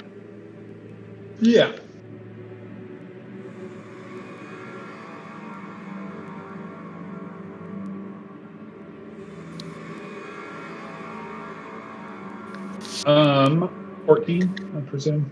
Yeah, because I'm nauseated, right? Yes. Yeah, nothing really specifically comes up. It is a horrible being to look upon. That much is certain. Well, this certainly seems like it could be a birthing pool, and considering dots we've already maybe connected about the horde of Mountain Heart coming this way, like we said, nothing good comes from here. So What's it doing with that thing? And he'll point at the sphere, having seen it. oh yeah, But I think Michael, he wouldn't know what it is, right? Like, even though Will got a description of it, Selig probably just thinks it's a statue. Yeah, so Selig might know some things about it, depending how much he's knew about all the statues in his place. Like, done some amount of research and been able to figure some things out. That's totally possible. That's kind of up to you. I mean, you have the knowledge that you have.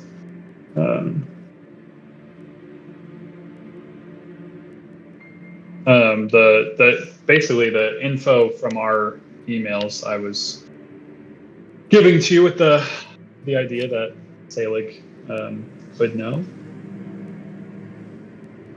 So that's kind of up to you. Depends how much how much you think Selig knows about the things that Selig had been collecting. Basically. Well, I can make the same roll that you had them make. An unreasonable DC 25. Fair? Yep.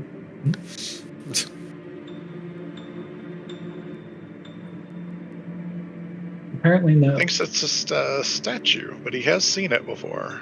so you said this, like the black sphere of doom.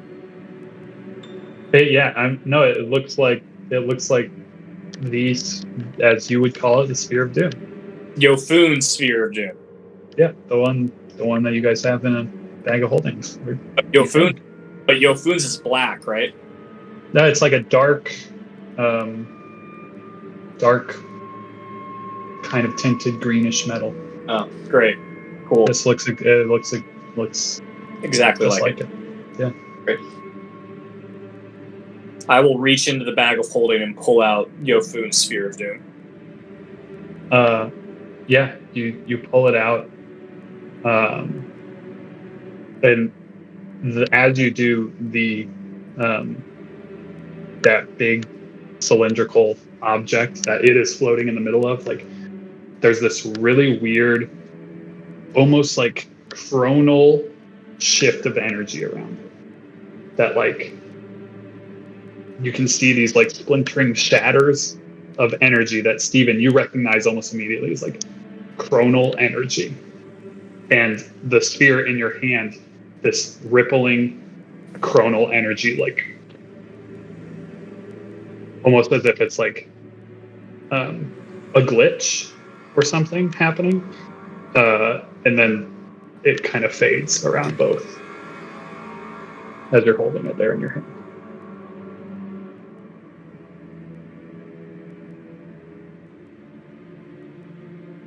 That was pretty weird. Didn't like that. Did the creature do anything? No, the creature's just standing, like floating there. Didn't even seem to react to that. He reminds me of one of the aliens in the cantina. That's the closest. Yeah, it's horrible. But horrific. Are they the same? The exact same? What is it? I don't know. We found it in a dragon's hoard, and he didn't know where it came from.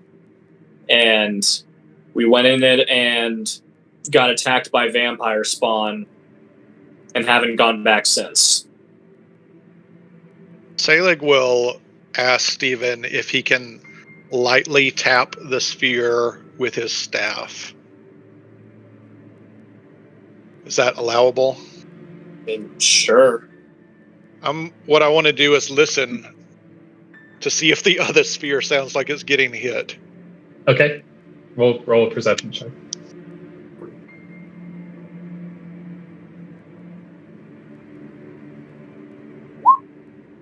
So you kind of tap it, and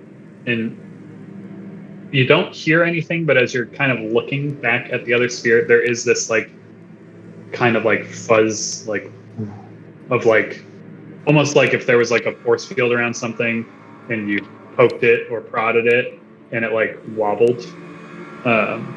Very like delicate, hard to see unless you're looking for it kind of thing. But yeah, you see this like little shimmer essentially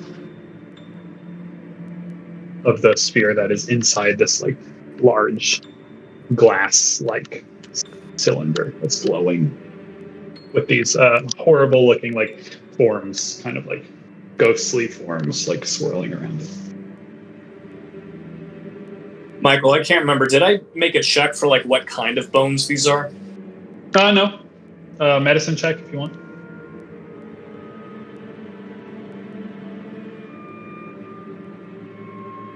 Stupid poison. They appear humanoid, but nothing really more than that. Like you're not sure if human elves. It's hard to tell. They're pretty broken, battered up. Is this a walkway back here? No, just the room kind of comes to a sharp point. Gotcha.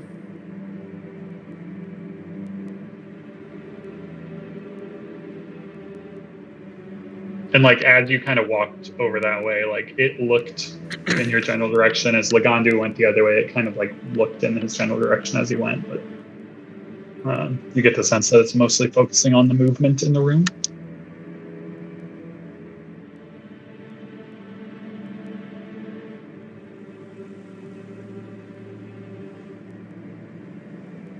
So, like, why did you tap Stephen's orb with your stick?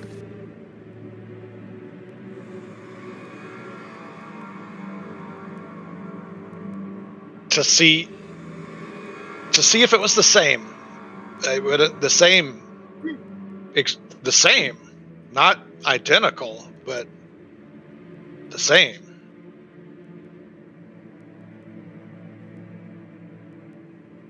Do you think if we destroyed one, it would destroy the other?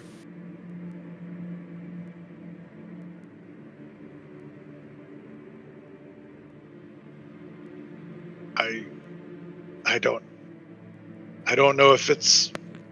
I don't even know what they are. It's powerful. I know that. It was on the neck of a powerful warrior, someone powerful enough to be made into a statue and passed down through the generations. What kind of warrior?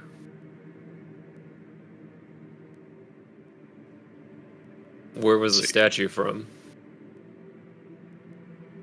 Oh, from the same place as all statues, from a rich art collector that I was richer than. I procured the statue. Now it's collecting mold in my sanctuary. Those things don't have the same appeal as they used to. And he will... Let's see what he can... at least give a description. Thank you. A woman, maybe some sort of cleric, in a battle against a Maranthian knight. I think that's probably it. She would have had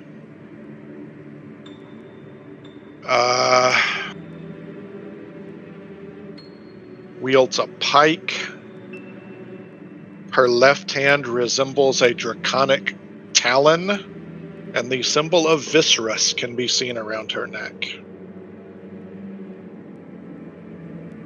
The Sphere of Doom, as we know it, hangs from a belt on her waist.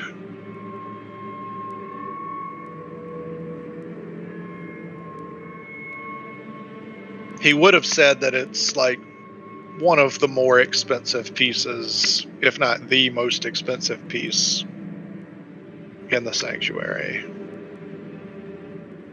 But he wouldn't know Like, even if it meant destroying one, destroying them both, if that's even a good idea. Like, Right.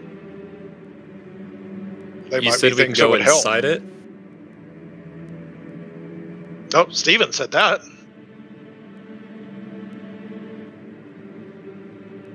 Yeah, we went inside it, I don't know, 4 months ago, maybe. Probably. Got attacked by vampire spawn. Yeah, it wasn't a great place.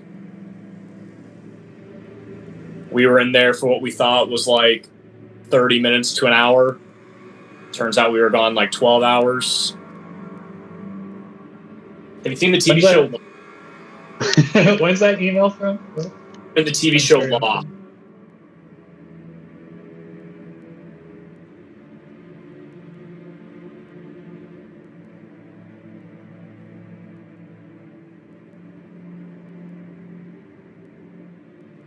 So it Were feels there- like.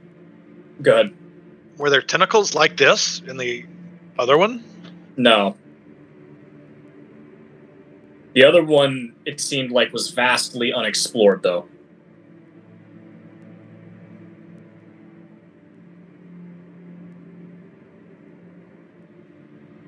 We only went into the first chamber, and I've been pretty hesitant to go back in after almost dying. January 11th, 2022. Boys. 2022. Holy cow. January 11th. That's the email that Will is referring to.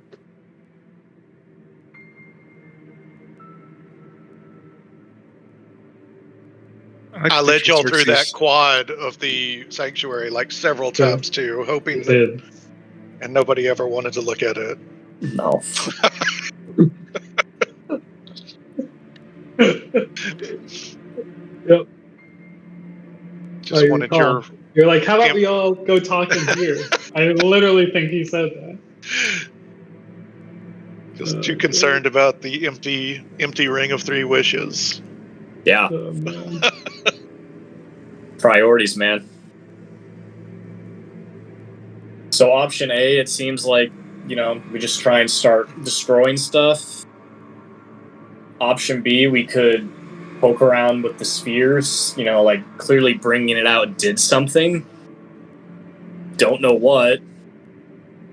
I don't know what these human bones are in here. Don't know if they're like sacrifices or if they got eaten.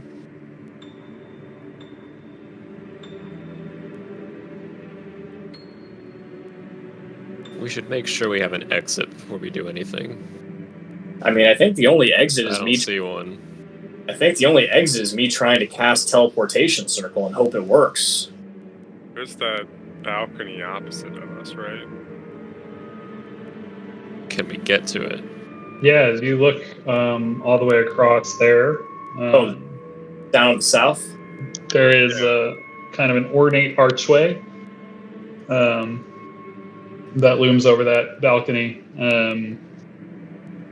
There are like grinning skulls kind of molded into the frame of the archway, and a kind of glowing greenish mist swirling within on the far side there.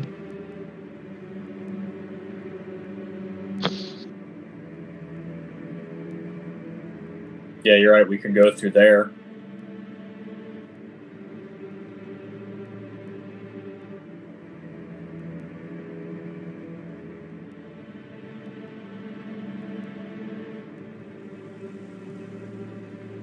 How? I do not know.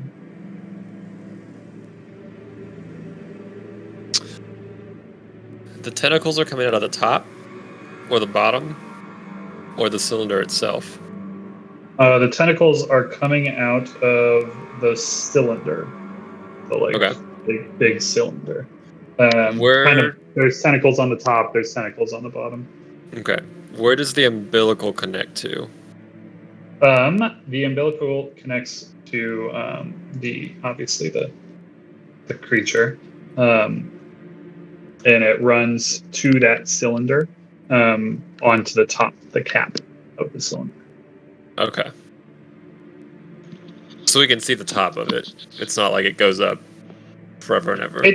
It's like probably 10 feet tall, 12 feet tall. It goes a little below the adamantine struts, and then like 8 to 10 feet above the adamantine struts. Like so these adamantine struts that are here, like you could walk on those. It would be a little precarious, some would say, because they are thin and like, but you could walk on those if you're like a Tabaxi with maybe an acrobatic type creature, or a tabaxi that can climb. Tabaxi with climbing abilities. Mm-hmm. Yeah. Mm-hmm. Mm-hmm. Yeah. Uh-huh. You could walk on those. You think? And then you said there were spirits between, like, around the sphere, but within the cylinder. Yeah. So let me see if I can get you a good picture of the cylinder, because I do have one. I'll just need to do some things to it really quick, because I'm a terrible person to do my homework.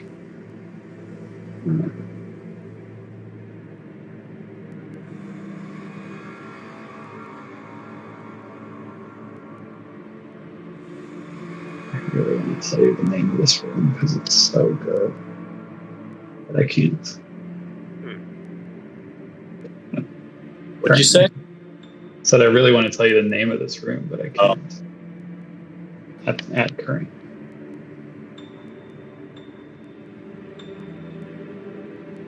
Okay, this is kind of good. I think this will give you a. It's horrible, but it's also good. So just give me a minute. Let me see if I might just be able to just drag it and drop it in. That'd be way easier than I can just shift C it. Let's see. Are you looking? It's uploading.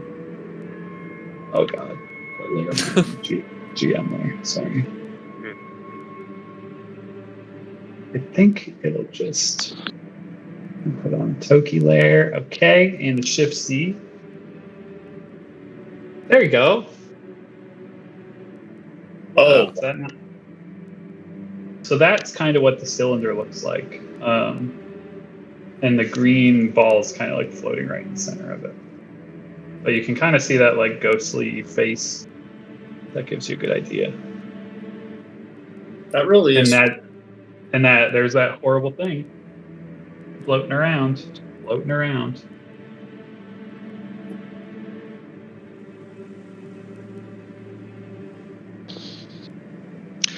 Say, like, wants that sphere.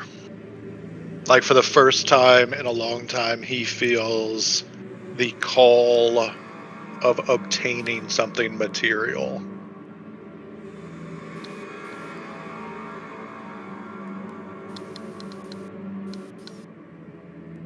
And Xerxes just in the corner loading bullets into his gun, emptying them back into his hand, putting them back in his gun. I like to imagine Dyson maybe like doing similar with his crossbow. Just like I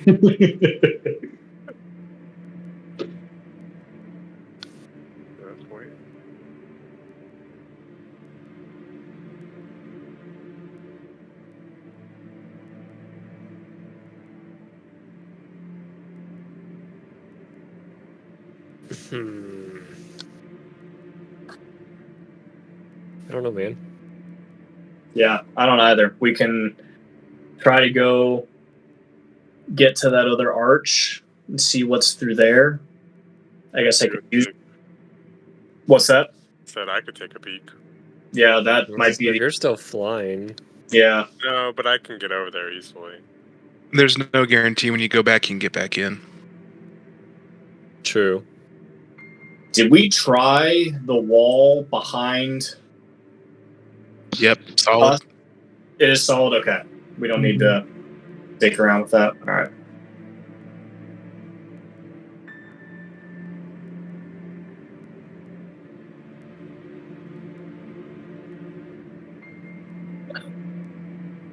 Can we tell from where we're at, Michael, what these things on the ground are, or are they just ornamental? Where at? Sorry. On the balconies. Yeah, so on the balconies, it does, the two facing balconies halfway kind of across are littered with like ornate looking glass bottles. There's a few like fluted silver urns, ivory vessels, all kinds of different vessels that are like inscribed with like symbols and decoration. So like look like covered vases, urns, things like that.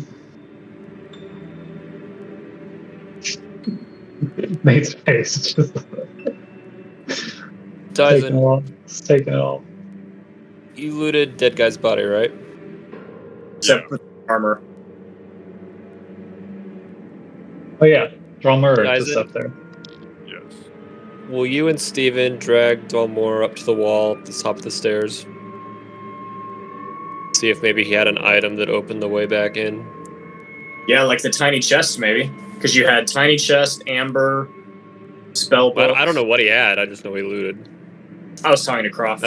Yeah, the tiny chest. Yeah, I guess we didn't take a close look No. at any of them. Tiny chest, amber necklace, Dagger. book, and dagger, right? Yeah. I think that was it. And his armor that he's wearing. Yeah. And then you put the staff in the bag of holding. Yep.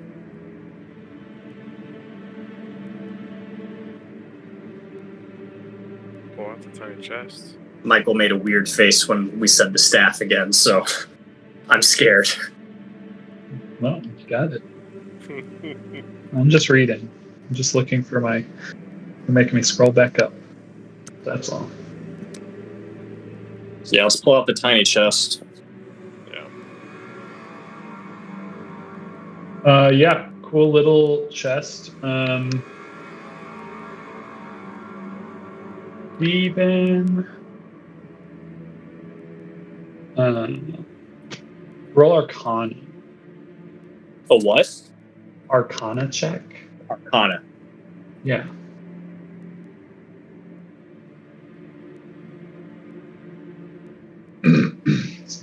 Gosh. Can I do one as well? Yeah, you can do one as well.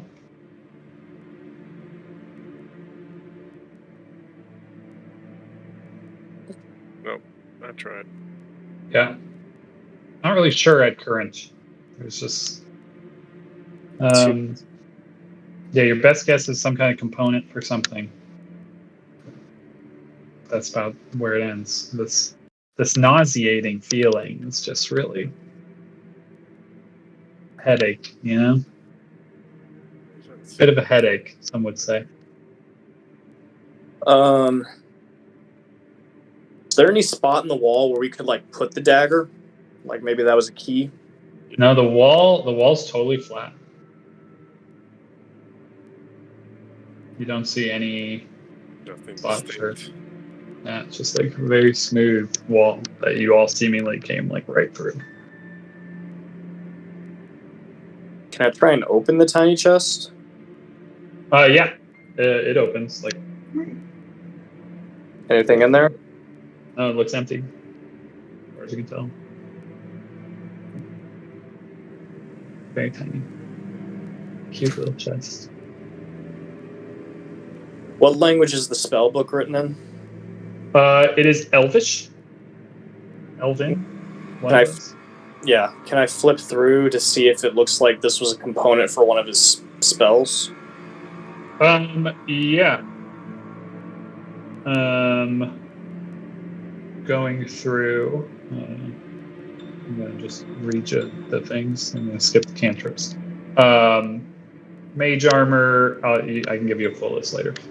Mage armor, magic missile, shield, charm person, identify, expeditious retreat, detect magic, false life, arcane lock, mirror image, flaming sphere, hold person, fly, counterspell, dispel magic, magic circle, greater invisibility, resilient sphere, secret chest, locate creature, cloud kill, dominate person, steaming, chain lightning, and instant summons. I'm gonna Go with the secret chest, though. Secret chest, you say? Secret chest, I say. Yeah.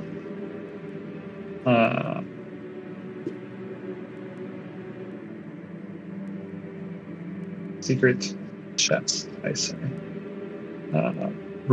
Components: an exquisite chest, 3 feet by 2 feet by 2 feet, constructed from rare materials worth at least 5,000 gold pieces, and a tiny replica made from the same material worth at least 50 gold pieces. Those are the components for secret chest. Sounds like we got a chest to go fish at some point. Mm-hmm.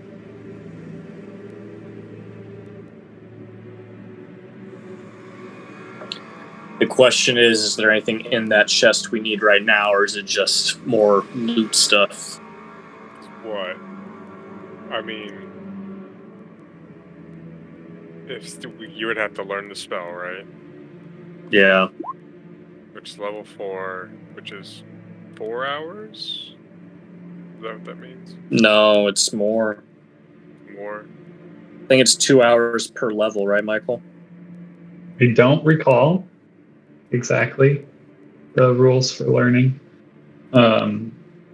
You could try to cast it like a scroll, Yeah. but that would risk losing it. Yeah, we're not going to do that. All right, so we know what the chest is for now. We'll assume we don't need it this second because that's the only convenient path forward. Preston, remind me, why were we bringing the body up to the wall? Just to see if we could somehow get back through? To see if the armor had something to do with it.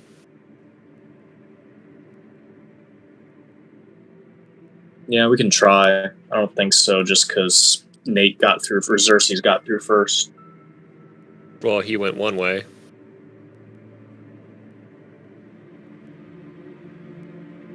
Are you smushing the dead body against the wall? Is that what Sure. Or uh, pick him up. no, yeah, you just kind of bang him into the wall a few times. This poor elven mage. At least he got to say his last words. Well,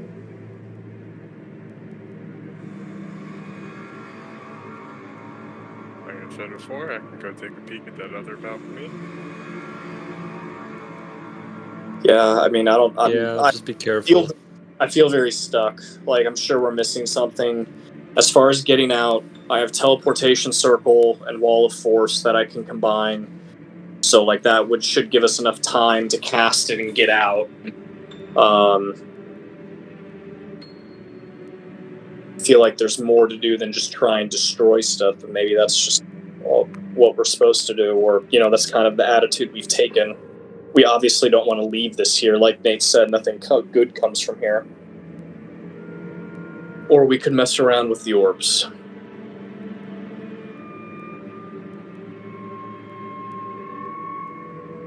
I feel like it's destroy monsters, steal orb, go through portal, deal with next thing. Orbs. Yeah? And we're still, like, the only chance of finding whatever Ember may or may not have been, like, in that place before we went through the flame was with that dude that had it, who we saw in the flame, who presumably is in here somewhere, right? Well, in theory, we have it. No, it's yeah. Yeah, It's the elf pick guy we just killed. Yeah, I guess can we do It's on his necklace. a closer inspection on that of, like, from the arcane eye, it looked like an ember, but now that we have it, does it look like all the other embers are similar enough?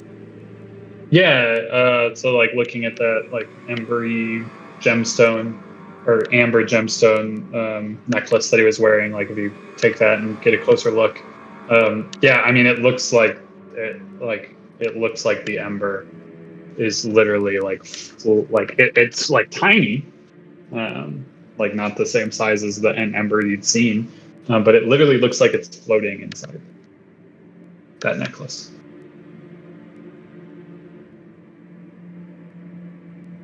Am I able to cast Identify on it?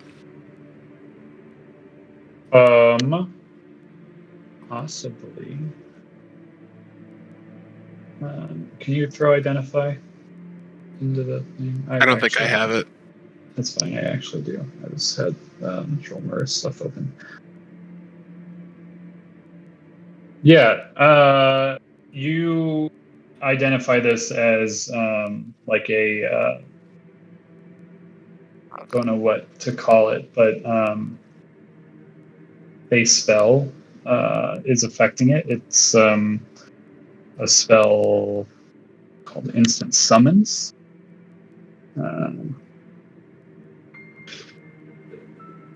this is the equivalent of a sapphire worth 1,000 gold pieces, essentially.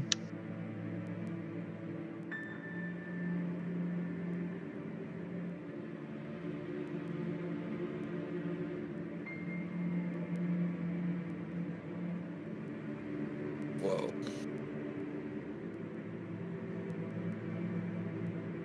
So we have the Ember then, which is good.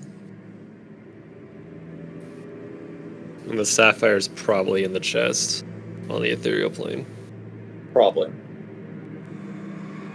No, you get the sense that Xerxes gets the sense that the thing, that thing that he just is the quote unquote sapphire. Oh, That's cool. That's the instant summons object. Well, that's good.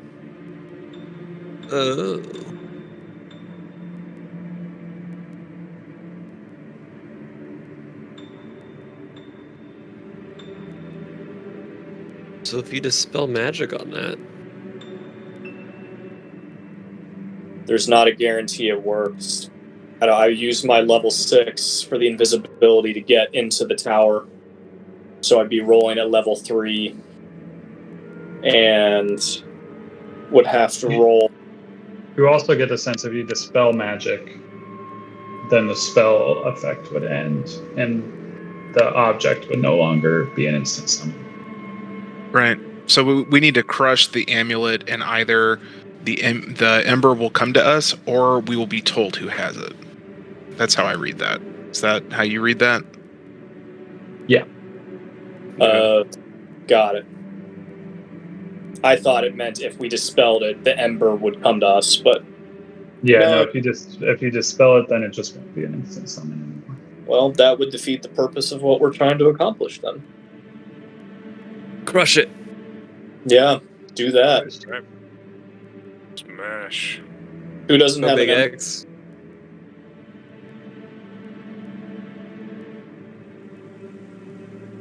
What was Smash that? time? Yeah, Are Xerxes and I the only two with Embers? I would believe so. Yep. Okay, well, any one of y'all want an Ember?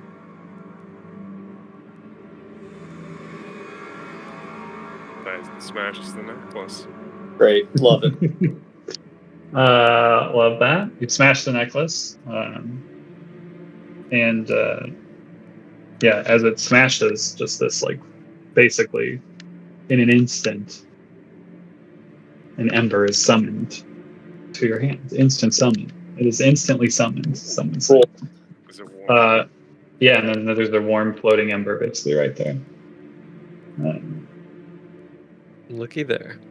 Looky there. The creature react to that at all? No. It's like looking in your general direction and maybe does a few celestial curses.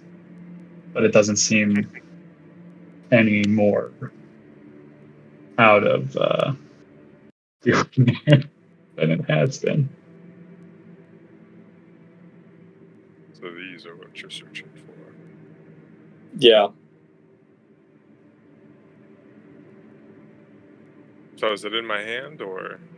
Yeah, I mean it's right there. You just have to basically like it's like floating there, I feel like in your hand, like a little Mr. Hanky. As it was once dubbed, a dry turd. You can thank Dark Souls for that art, all right? Yeah, Um, yeah. Yeah, so as with many embers before, if you choose to rip it and rip it, you tell me. Yeah. Yeah, I spent a second since I've had a character interact with Ember. I couldn't what the procedure was. Yeah, so Dyson kind of like wraps his badass armored draconic claw around this divine ember, and its bright light kind of shines out of his fist. And Dyson, you feel this like warmth like you've probably never felt before, just like boot down your arm and into your chest. And like breathing in is this like strange power and warmth that just kind of fills your insides. And did that come through? I never. No. No. No, I didn't see anything. Great. All players. Do I have to hit all players? Save. Come on. It's working for me. Work on my side. Mother of pearl. Show to players. Click it, There you go. and it gets bigger. The Warden, Divine Ember. As the fires of dawn fade, these embers may be all that remain of the last divine pantheon now entombed in the ash of the celestial realm. The Divine Ember of the Warden is a remnant of the Huntress, Aeduin's divine spark. Immortal attuned to this ember in its current state gains access to the following. Survivalist, you gain proficiency in nature, survival and stealth skills. Ambusher, when you make an initiative check, you can roll a d10 and add that number to your roll. You can do this number of times a day with your wisdom modifier. Fey Steed, you can cast the spell Find Steed as a ritual, summoning a Fey spirit in the form of a direwolf or giant elk. Once you do this, you cannot do this again until you take a long rest. Hunter's Grace, whenever you have advantage on an attack roll, you may re-roll one of the dice rolls once per attack. Wisdom of the Kill. Your weapon attacks for a critical hit on an 18 to 20. That's huge. That's huge. That's a pretty good character to nail That- this one, I'd say. Character, some might say. A pretty strong character to fall on the Warden. Say a spellcaster did, and then Wisdom of the Kill would be real shitty to have, I think. Steven Yeah. Grab is just using Firebolt constantly. It wouldn't do it. It wouldn't do anything. Not a weapon attack. Yeah. Rarely. Hunter's Grace kind of works. Hunter's Grace works as whatever that fucking feat is, that like elven accuracy. It's the same idea. That's Oh. That's right, that thing. Dyson's on a I dire. think Awesome. I need to check if I thought that it was once per. No, yeah, that's right. Okay, cool. We're good. Yeah, so- You move the wherever that yes. item thing is. Yeah, it That should item be here now. in your thing now, Oh, Dyson. yes, I see it now. Thank you very much. Yeah. My wisdom modifier. Oh, what? Wait.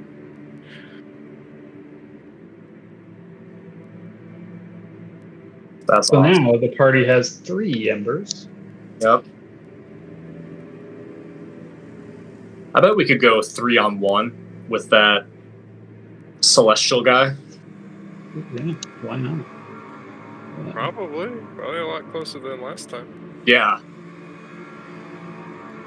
Cross managed to get 2 embers before anybody else. All right, Croft, time to reroll another character. Oh, Keep the hunt alive. let's see that. That's Croft's. He doesn't have a character PQL. He just has a personal PQL, and that's collect all the embers. Like all the embers. Yeah. Yeah. I like that. Dies in, jumps into the lava, and dies. So Croft rolls up another character. Oh, time to get the next one, good boys. Time to get the next one. gonna actually change these. The real secret is that Croft just gets a character, gets them an ember, leaves, and it's just the Avengers he plays by himself with all Yep. Oh, I like all the that. characters. That's yeah. fun. That's fun. Yeah, that sounds like a lot of work. So 4 embers have been found Well, by your party. we'll call it 3. I mean, 4 have been found by your party that you know of. Whether one of them a member of our party anymore is up to interpretation. People that were once in your party There you go. and are still in your party, some of them at least. Who's to say? That all have embers. 4 embers. Who knows how many Aldoric or whoever else has, but you guys have 4. We had Isabel before she betrayed us, and we could just ask questions once a day like this, like, hey, have there been less than 6 embers found? You know, we could get the yes or no, Yeah. and we the math. Yeah, that was nice. That was really nice. Nice. Sorry. 2 characters ago, sadly. Gone forever. Yeah. Yeah. Yeah, how many embers does Glint have? Maybe you don't know. And who's to say? All right. So what do we want to do now? The chest, that's a future us problem. We have the ember, which is great.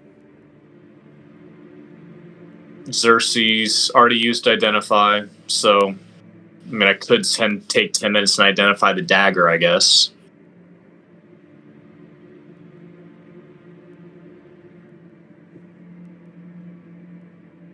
Hey, do you want the spell book? Yes. Okay. And I'll give you the tiny chest as well. Cool.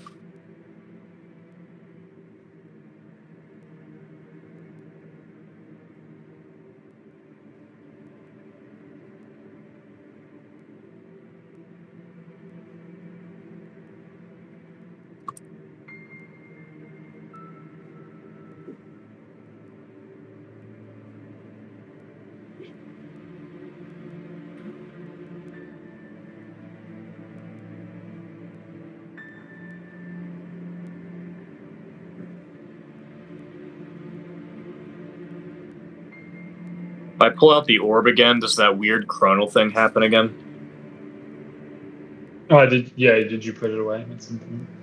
Sure. Let's say I did. Yeah, basically the exact same thing. It's this crackling chronal energy around it and the orb within the cylinder.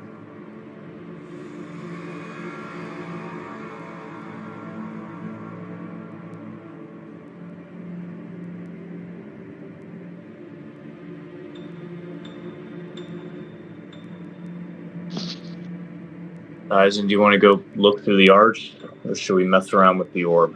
Absolutely, I can go take a look.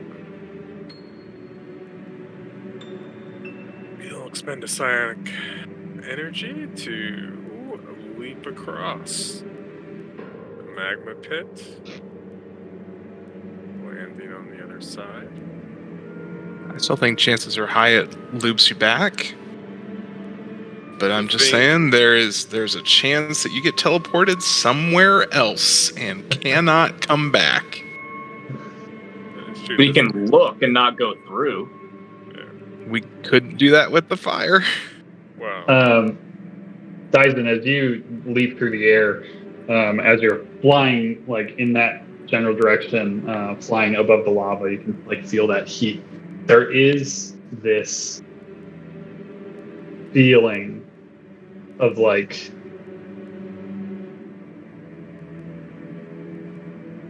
overbearing melancholy and just like negativity that kind of like almost like hits you like you running into a wall. Like it's just like you leap in that general direction and then it just like you feel fucking terrible. Sad. Big sad. Like and you kind of land there, and yeah, you just feel it immensely. And as you kind of leaped, kind of like in this arcing over the top of that horrible being, you feel like the closer you are to it, the more intensely it got. And as you got a little bit away from it on the other side, it got a little bit better, but it's still fucking terrible where you currently are. And it's just like overbearing as you get there. Like you feel like you do not want to be here very long. And I'm actually going to have us all roll for initiative so we can just work through some things that are happening at current. That's just the best way to handle it in this moment.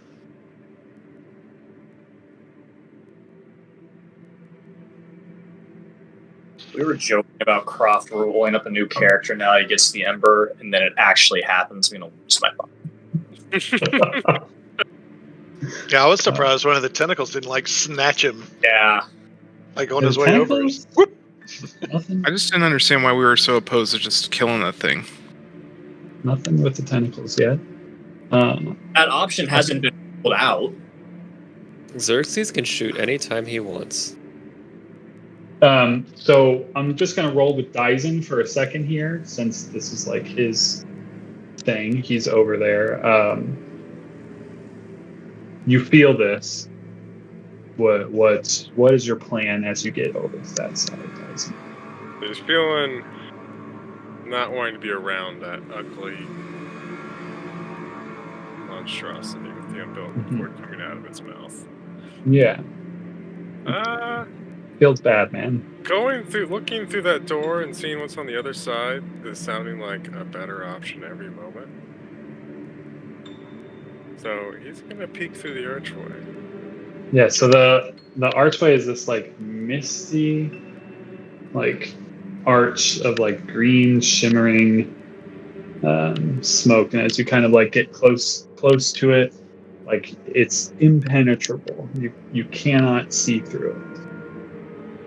But if I like wave an arm through it, it goes. Yeah, you like kind of like wave your arm, and it feels cold as your arm like passes through it, and like your arm like grazes the stone wall like on the other side, and like as you like wave your arm through, like the mist kind of parts, but just immediately is like filling that space. Like it does not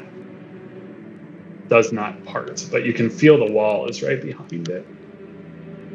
Okay.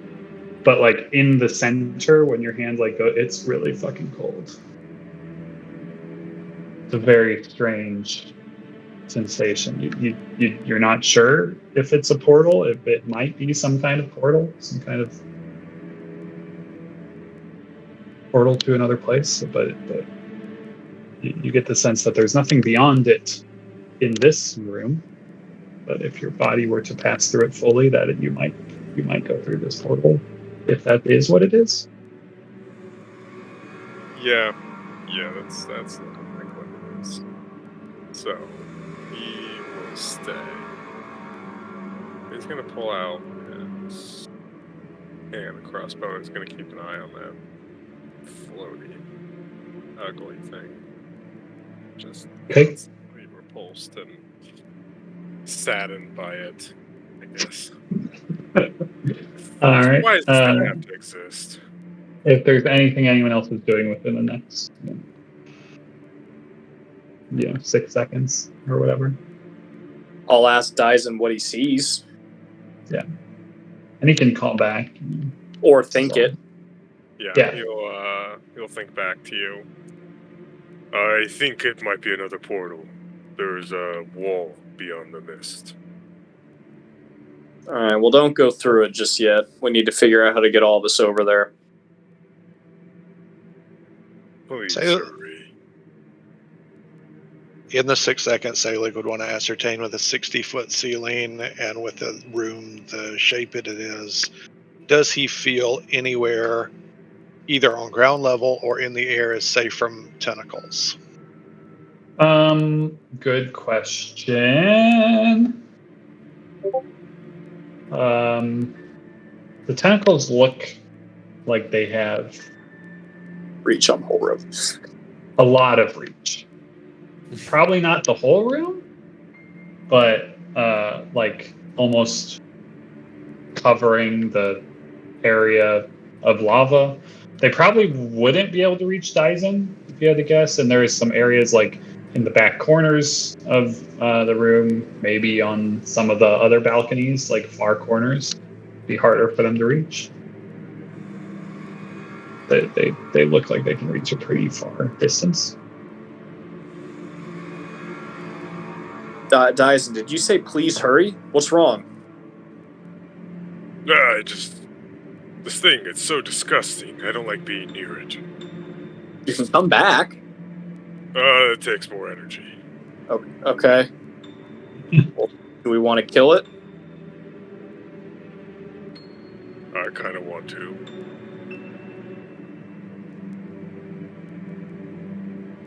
Xerxes just loading his gun looking at you. I got his crossbow pointing at the thing.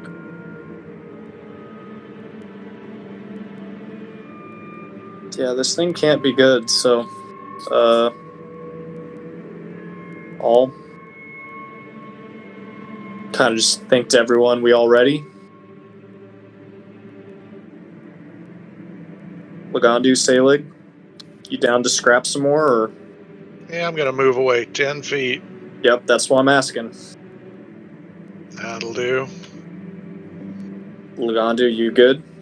If I walk up this whatever, does anything happen? Yeah. I want to start. Yeah, I want to start walking across that. Yeah, the moment you walk there, you feel that same melancholy and horrible feeling start to overcome you. It's like an overbearing, like, darkness. Do I feel like I can take another step forward? Yeah, sure. It just feels a little bit worse. Can I reach the top? Yeah, with you got Is how it- much speed you got? Oh, I mean, 35. Yeah, you could get Plus to the top. climbing or whatever. Still have like 5 feet probably. And there's these like just tentacles like coming out of the top there, just like they don't seem to be paying any attention to you. You are a lot closer to the thing, and it is probably more disturbing. Yeah. This guy, Yeah. that guy. He's going to. What am I good at? We're all No, wondering. like I mean, I know what I'm gonna do. I just want to see if there's anything else I wanna. You're asking the question we're all That thinking. was incredible. I loved that. He's Lagandu standing on top of this. Yep. It's basically that exact scene with Lagandu He's- on top. He's gonna pull out the sunblade and look back at Xerxes and the other people and go, "I'm ready." Oh he's shit! gonna- Roll. Yeah. He gives you the thumbs up. So Wow. cool. Ready for that? Lagandu activates the sunblade and tries to cut the umbilical. So cool.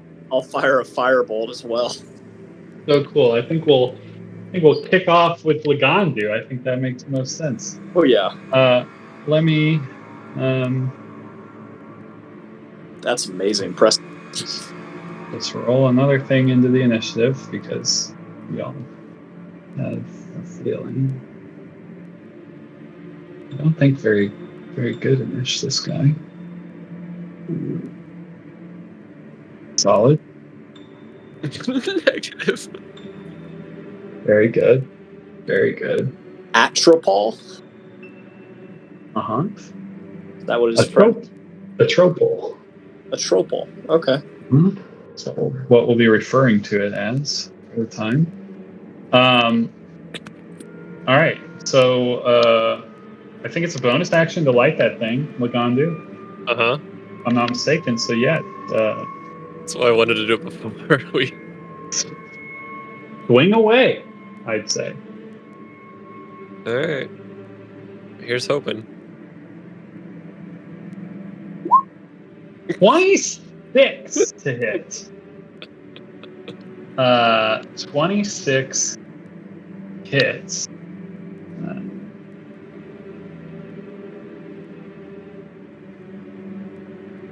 And a couple of things. Wow. All right.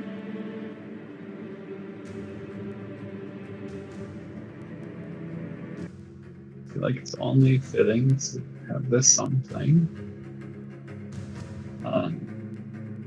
26 is very good. Where's my character sheet?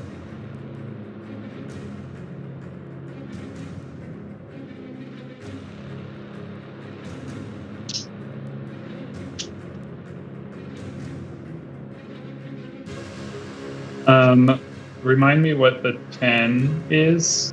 Is it extra damage to undead? Is that what the... That is a good probably. I think that's probably what it is, but I'm not 100% sure. I have to find... Is it under... Oh, there it is. That would be my guess. I think that's what it is. When you hit an undead... Well... It's an extra D8 for undead. Oh, it might be Plus because... 2 But attack and... it's a 10. Set up right. It's a 10 if you use... Let's see. What do we do? Okay, so that's fine. The 10 will be from two-handing it, and the D8 will be the...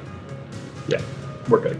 Oh, I might have just... It's just backwards. It's fine. It Yeah. gives us... It's the same thing either way. This does count as against an undead, it seems. As you strike that umbilical cord, the Atropal screams out in utter horror, and it's fucking awful as that scream fills the room. It does seem like that did hurt it. Some might say double damage with the radiance as it screams out, filling the room. And everyone within the room, I need a Constitution saving throw as this scream fills your ears holes. Boy. Good. Is that everyone? Dyson. Woo.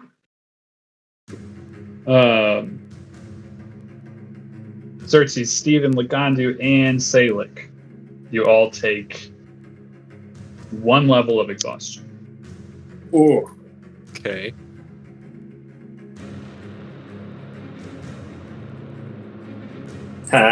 Joke's First on level. Michael, I'm already nauseated. No effect on me, baby. One moment.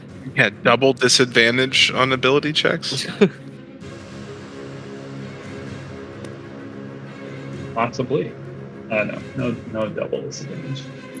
I don't even know what exhaustion is. It's what we have. It's like disadvantage on ability checks. Yeah. Beautiful. Great.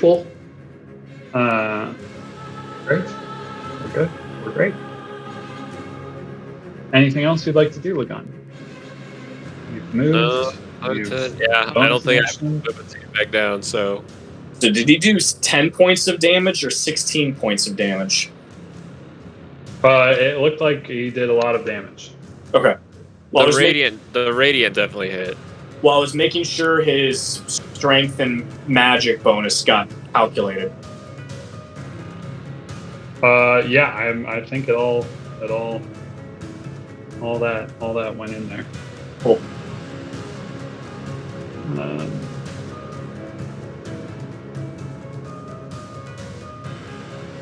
Do the rest of us get our held actions, or are we just going in order? I think we're just going in order from here. The way that it all kind of unfolded. Okay.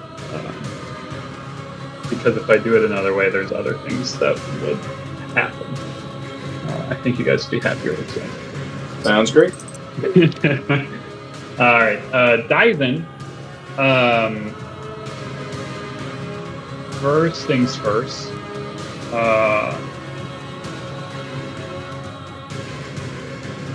You're gonna take some damage.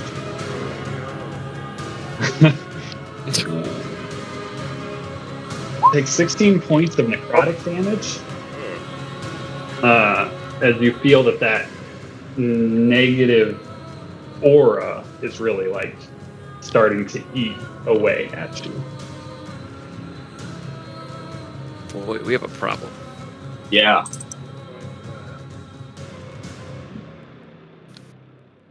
But now it is your go.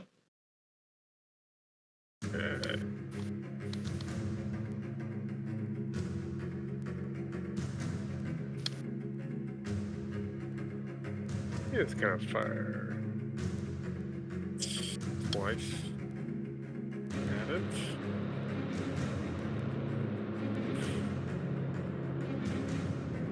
Before will hit. Does not confirm. And then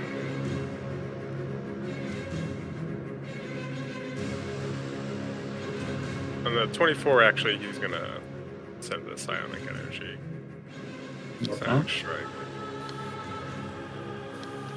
I need to make a DC 15. Strain. Knock it prone.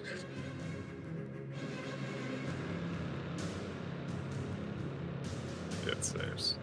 Saves? It just takes the damage. Okay. 4 points of damage.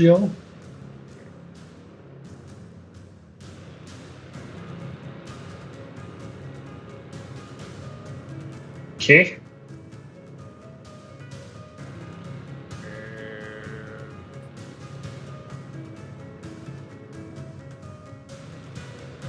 Yeah, you will. Bonus action one more time. Woo! That'll hit. Ugh. One away from that sweet, sweet crit. Oh yeah, you gotta. Watch Got it. now, I'm just gonna roll 17s and under. Yeah. You gotta. We'll have to adjust that in while you're in. Yeah, change your character sheet. He's not Okay. attuned to it yet either. Oh no, it's immediate. The treatment's immediate. Yeah. Oh, Yeah, so you could Embers. I D10 changed. if you wanted. I changed them all already. Okay, nice. So Yeah, attunement's immediate. And then we'll only pull like crit confirm criticals on 20s. 20s are the only thing that will like confirm crits. But you'll do the same the double damage for all 18, 19 points. But only pull cards on natty 20s onies. All right, anything else, Dyson? nope. Okay, it's turn.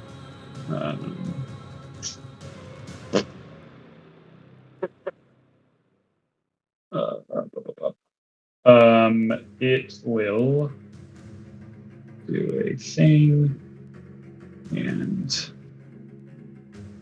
Lagandu Yeah. from out of the cylinder. There's this like shimmering of like energy inside, and then like out of the top appears something. And you all see this, but Lagandu's probably the most interested in it as it appears really close to him. This like ghostly figure that's like shimmering and moving a little bit like he's affected by like blur or mirror image or something, but it's not that. And he's like screaming as he appears there. Some of his like transparent limbs are moving really fast and others are moving incredibly slow.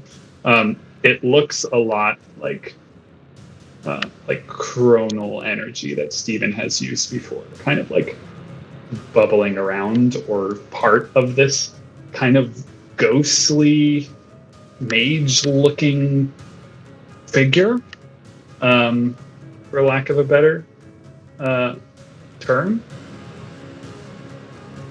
And he'll roll into the initiative as well. And that's it. I think this thing will actually do one of these things and move just a little bit right there. Steven, it is your turn.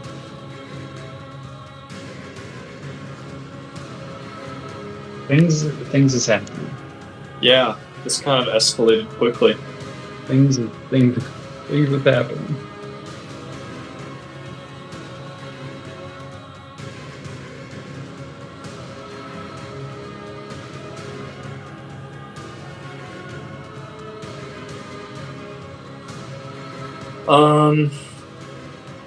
Was Lagandu able to sever the umbilical cord? No. He did strike it, but it did not cut through. Okay. Dealt damage, but did not cut through the umbilical. Okay.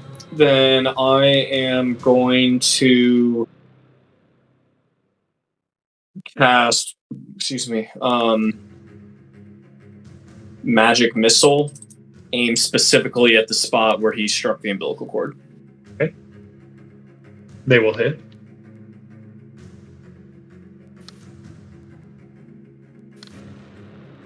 That'll be 13 points of damage. Roll today. Hang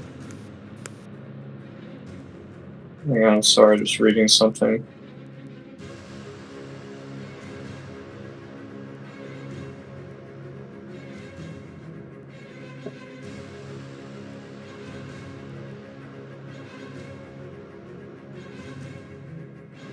That's my turn.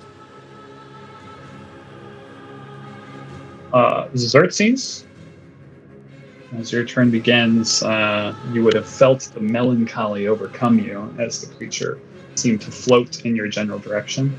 And as you begin your turn, within its horrible aura of, what do we call it?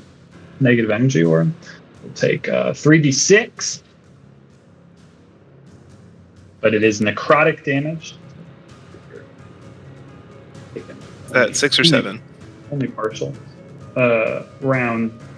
I don't remember what we normally do. Round. Feel free to round down. 6 is great. 2.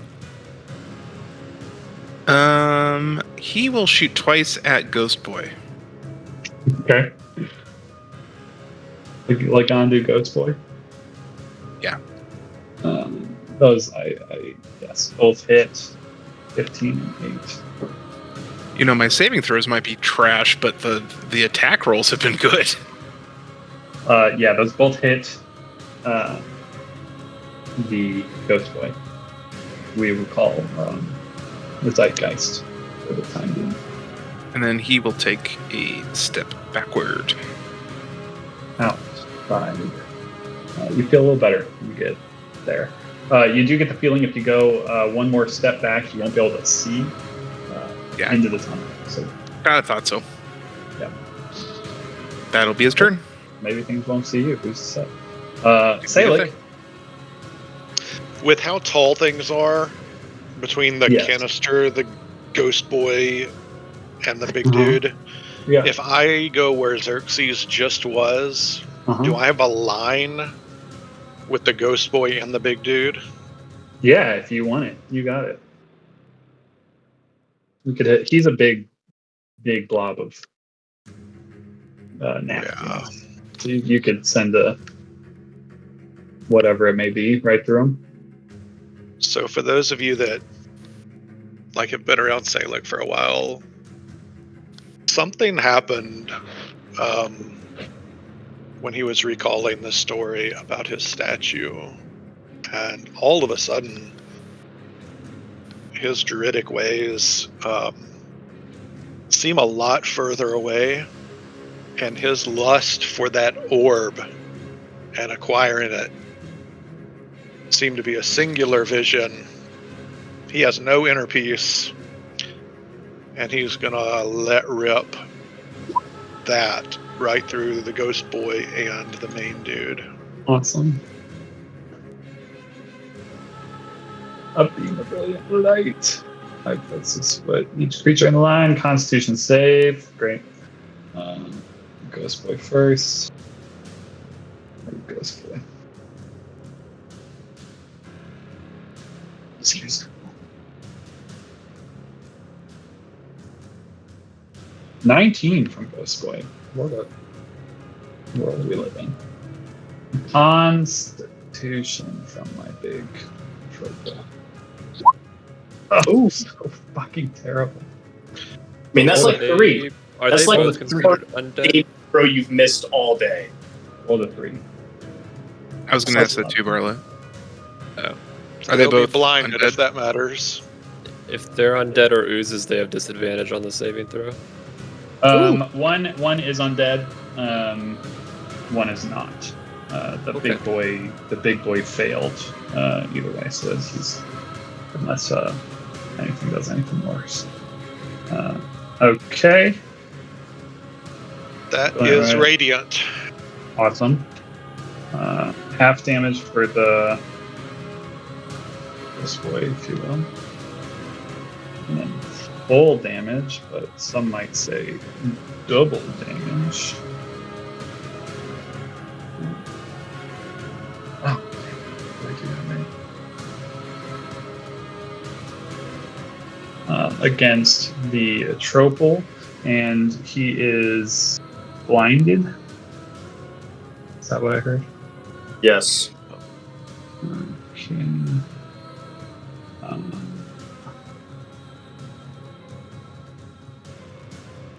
Great. Bonus action, air elemental. Love that. Let's go.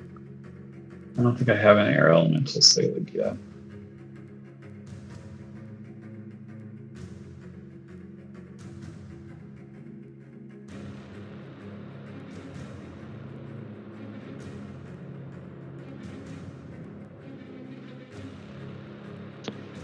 Can you recast Sunbeam as an air elemental? Because that'd be legit. It's already cast. All he has to do is keep concentrating on it. That's what I mean. Like, does it still allow you to keep the concentration? Yeah, that's what he does with summoning pets and lightning, and he That's just awesome. can't cast a spell speaking in elemental form until level 20. All right, Selig, you should have control of that elemental, I Okay. think. Yep. And if you shift double click, it should bring up the character sheet. Oh, look at that. I don't know if it's like cited, but it doesn't really matter. We'll just keep Selig out there too. Even though he's not technically there. You are currently you feel the melancholic still, so if you would like to move, you can.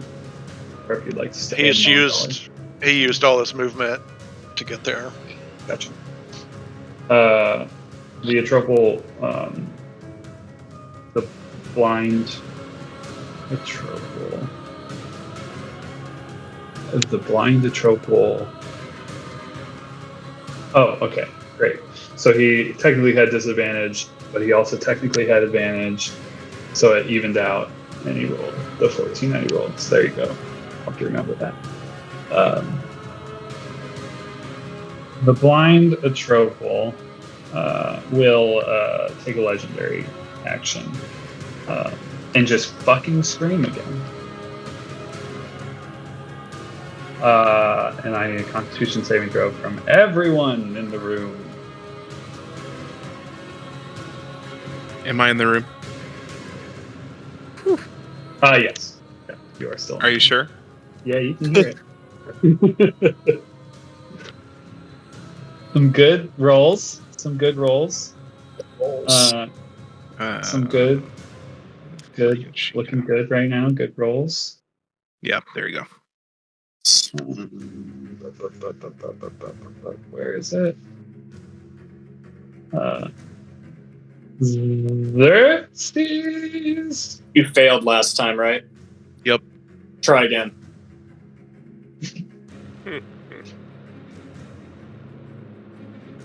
Okay. Steven is the only one that will fail. Wait, I'm gonna fail at 18? Yes. Rough. And Dyson, you do have advantage, Okay. right? I'm asking. Yeah. I mean, if this is magical, anyway. Other than that, not advantage. It's 20. Okay. Oh, okay. Gotcha. I see. We're good. And it will just be Steven with a second level of exhaustion, which is halving of speed, I believe. You're welcome.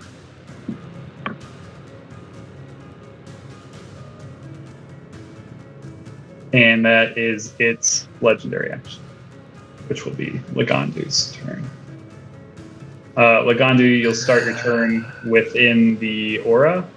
And take necrotic damage equal to 3d6, 11 points of necrosis.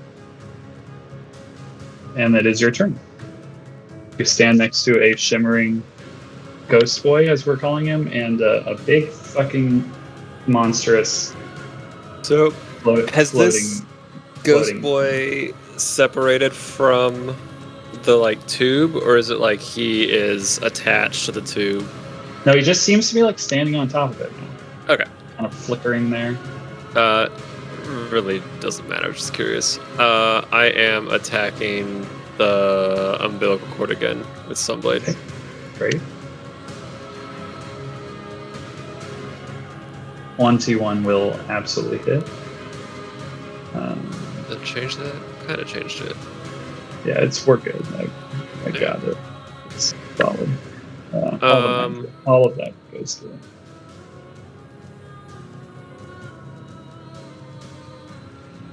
What is?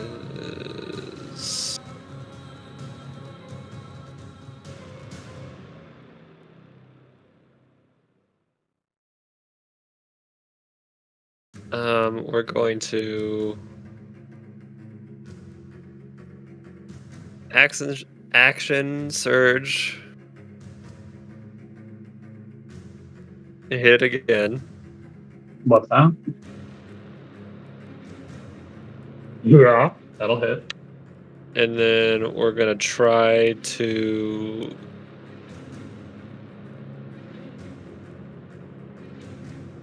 get the heck away from our ghosty boy. Right. It will actually technically I think I need to roll d20. This is not the hit, this is for something else. So I know something. Ignore. 20, nice. That's a even roll. Okay. Alright, this will be its attack to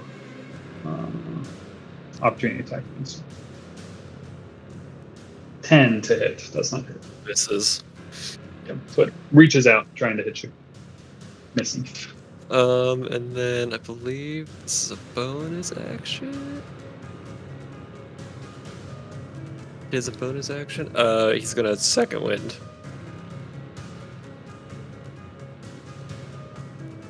For not a lot. Not a lot.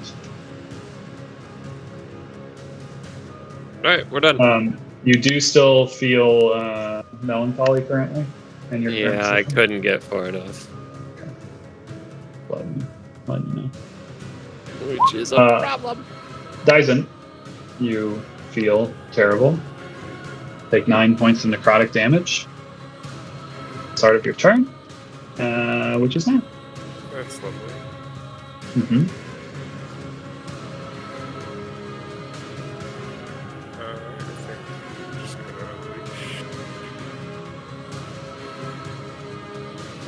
And crossbow shots.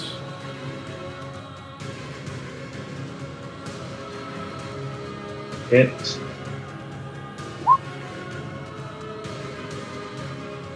Hit. Reroll that d6 on the last one. So 4 more points of damage. Okay. And one of those shots will have a psionic strike on it. So let's make a DC.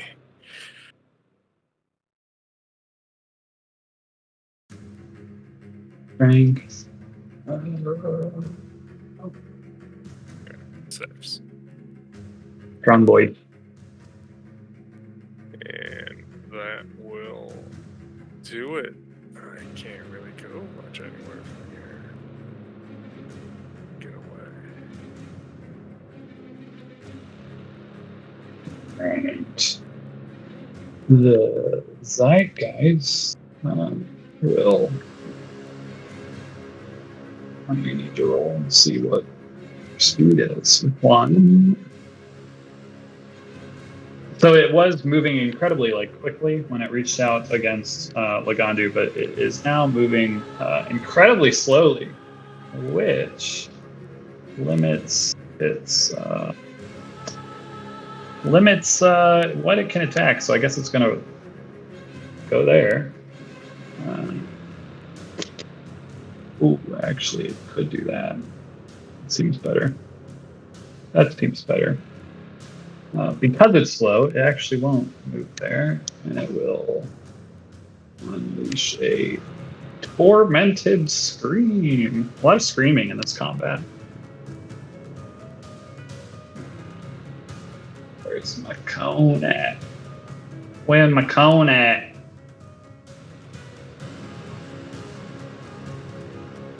There's my cone at.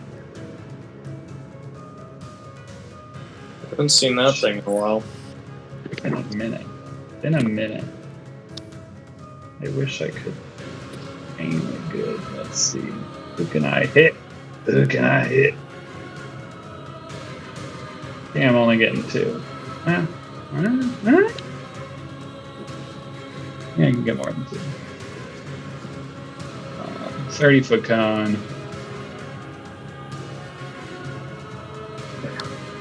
30-foot's the second one. You can definitely get all 3. Yeah. We're doing Didn't I say I was against the wall? Intelligence saving throw on the tormented scream for Lagandu. Thalig be wind. Is this an ability or a spell? It is not a spell. Okay. Just an ability that it has.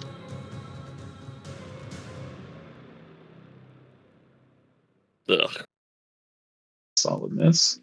Thalig and Lagandu. You will take full. Xerxes, you will take half psychic damage.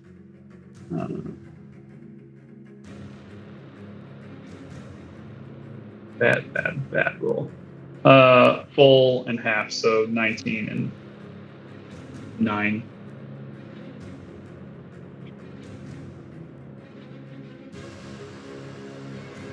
But it's just gonna stay there. Might as well.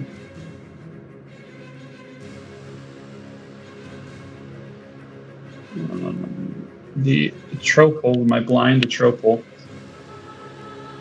What's its deal? Does it get another save, or is it just blind for its life? I believe it was till the end of Stalig's turn. Blinded until his next turn, Stalig's next turn. Great. All right. Tropal is blind. What can you do when you're blind, my friend? You wanted to do that, but you can't do that anymore. So I guess we'll do this.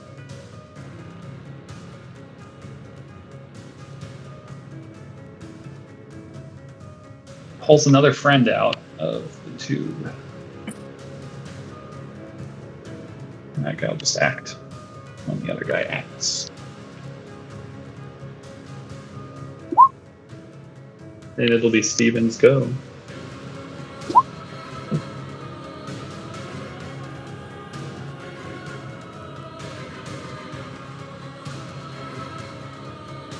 Is Wall of Force soundproof? I don't believe so, but I don't know.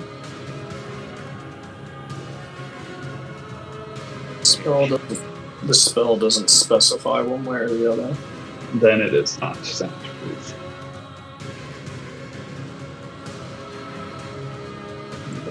Died. Exhaustion. I'm gonna cast a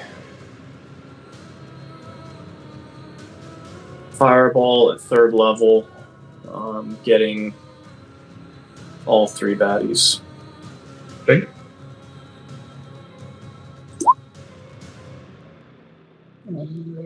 Okay, Zeitgeist first.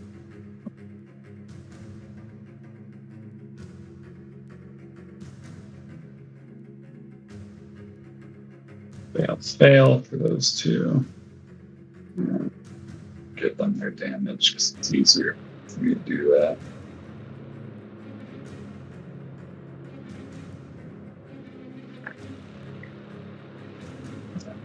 Yeah, and the big guy. Not a Dex boy, this big behemoth.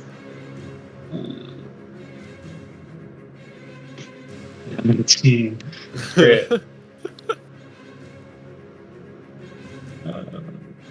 But it's still, if you try. Still the total number, right? Just because he Yeah. It's literally impossible for him to beat that. Okay, cool.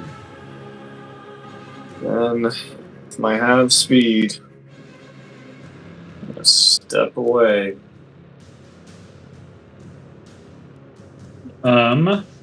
So an interesting thing actually happens when that explosion goes off. The Orb, something happened to the it. sphere, that the explosion kind of rips and like shakes that whole thing. If I were to, explain it, there are cracks and ripples, as if it were taking damage. That cylinder.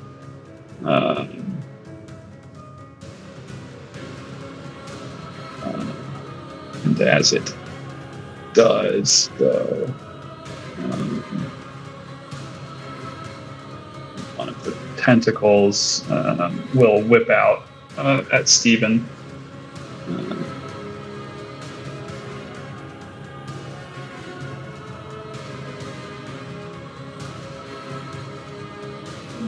As if reacting to the cylinder taking damage.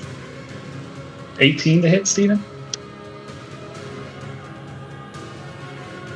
Of course, this is when I emptied the ring of spell storing from all those shields. Yes, 18 hits. Okay. 26 points of bludge.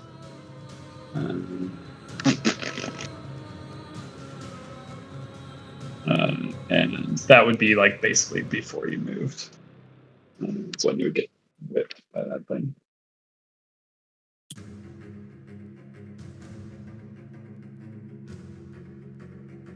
Wapod, if you will.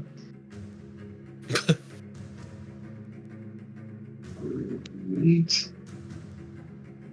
Was that the end of your turn, Steven? That was the end of my turn. Love that. Xerxes? Am I able to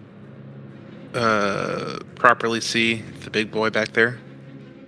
Yeah, so there's a big wind elemental thing before you, but I think you can pretty much see through it at your current stance. If you were to step back up one spot, you wouldn't be able to see.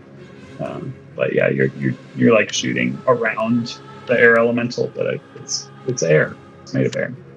So I don't see why not. Big Freaking boy. rocks. Two against the big boy. Solid. And then I think he will just move back 10 more feet. Okay, getting up there. See you later. Bye. You can no longer see the field of play. Yeah, please stop hitting me with shit. Thank you. Love that. Would you say that this is far enough that you might say, out of the room? I don't know. Who's You to don't say know? what you consider a room? Fair. You is know this what? the end I of your go turn? back. I go back 5 more feet, as that is the maximum the map will allow me. Okay, great. Yeah. You're up against that back wall. Thank you. Cool. Is that the end of your turn? Yes. It will take a legendary action and fucking scream. God damn it. Do you think you could hear it from where you are? Amy? Dreams. What's up? Oh, I was just asking if Xerxes thinks if he can still hear. Yeah, he probably can still hear it. Constitution saving throws from everyone in the room and on the stairs. Boy.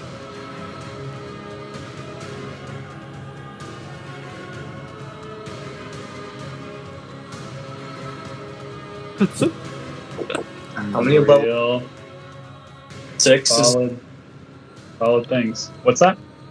how many level of exhaustion is death? 6? 6. 6 is dead.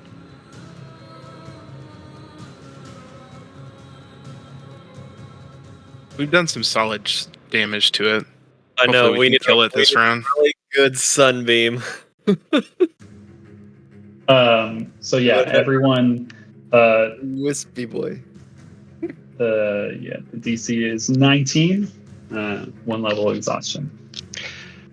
Salic B Air is immune. Immune to exhaustion. Love that. That's Awesome. great. That is a great fucking move.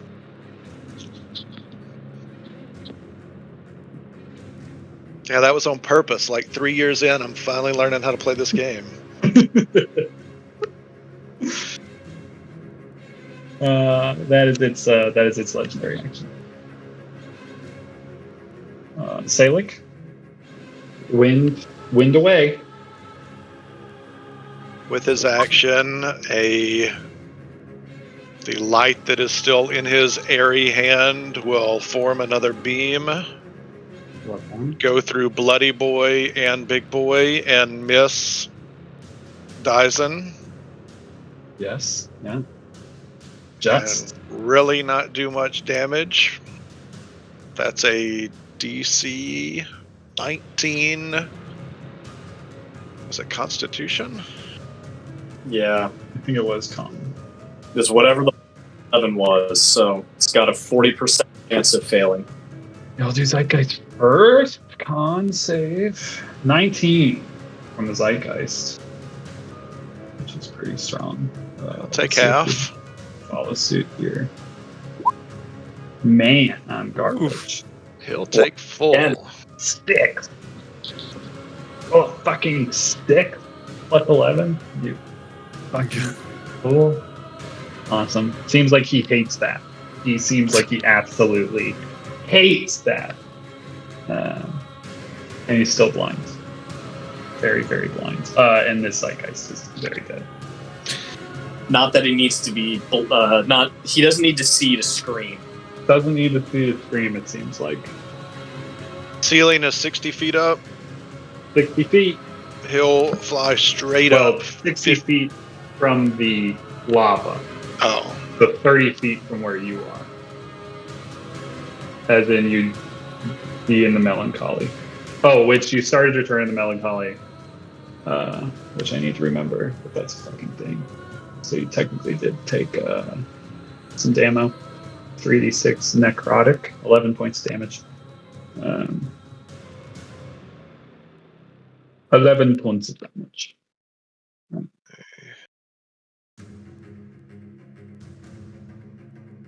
so 30. 30 feet above the platform. That's not what I want. And 30 feet down to the lava. That's not what I want either. You get the feeling if you were to go 30 feet above him, you'd still be in that melancholy.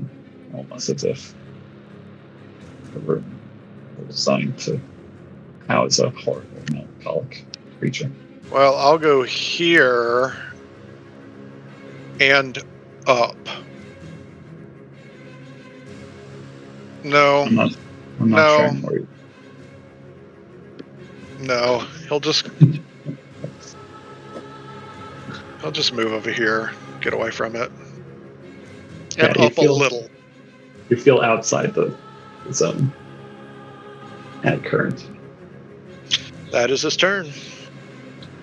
Lagandu, 3d6. Yeah. Remember that. Yeah. Can 6 you forget points. me like you did half the other group? We need No, everyone's got their damage. Steven and Xerxes are both outside of it. Don't worry. Dyson's coming up. But only 6 points damage. Yeah, that's helpful. Pretty good. How'd everybody do on exhaustion levels? Just 2. Just 2. That's fine. Half speed. Yeah, the exhaustion's not what's concerning me. The 3d6 every turn is what concerns me. It's not great. And You Mr. feel so I have melancholy. Screamy Cone in addition to the 3d6 each turn is what concerns me. Yeah, you feel very melancholy right now. Yeah, it's very sad.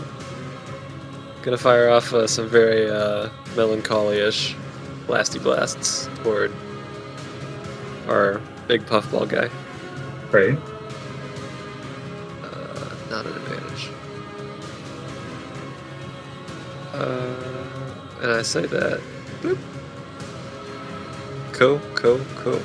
Great. Awesome. Love it. Hit, To confirm. and does not confirm. those Should hit. they be at an advantage? What's that? Because it's blind. Yeah, it is blind. It can't see you. So it's Ooh. at an Yeah. advantage. Okay.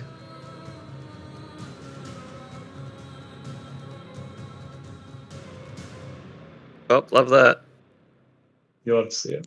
They still have to it- confirm it. Yeah, they all hit. Yeah. Oh well. You trying to push somebody? We go. Yes. I hit him with what? 2? 3. You hit him with all 3. With all 3? Then he'd go 15 feet.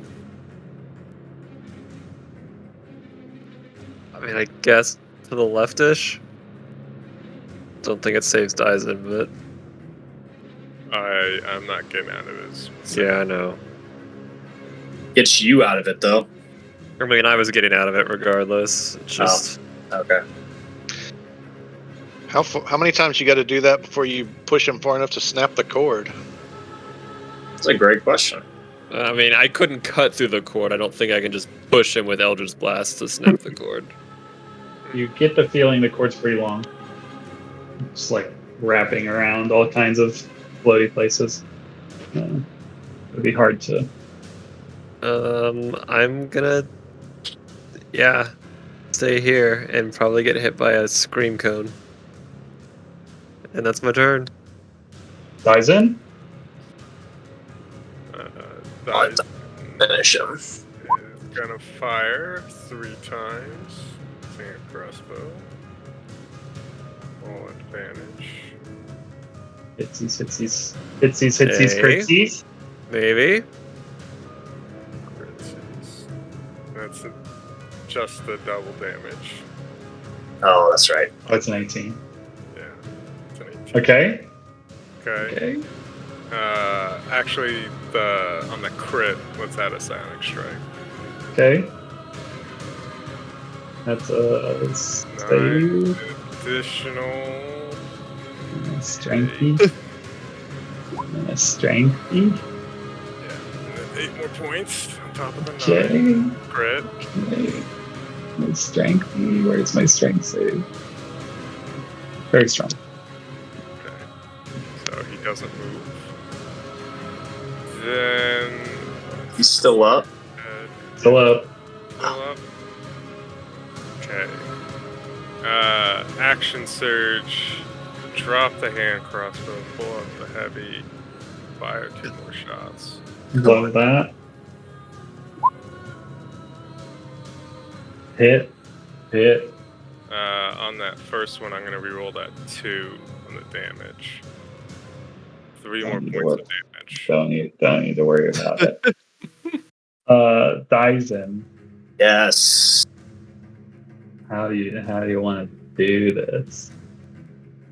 Just pelting him full of arrows, and as I do, just whatever bad stuff he has on the inside is just pouring out, spewing into the lava below, and he just slowly deflates from all his whatever gastric juices or whatever.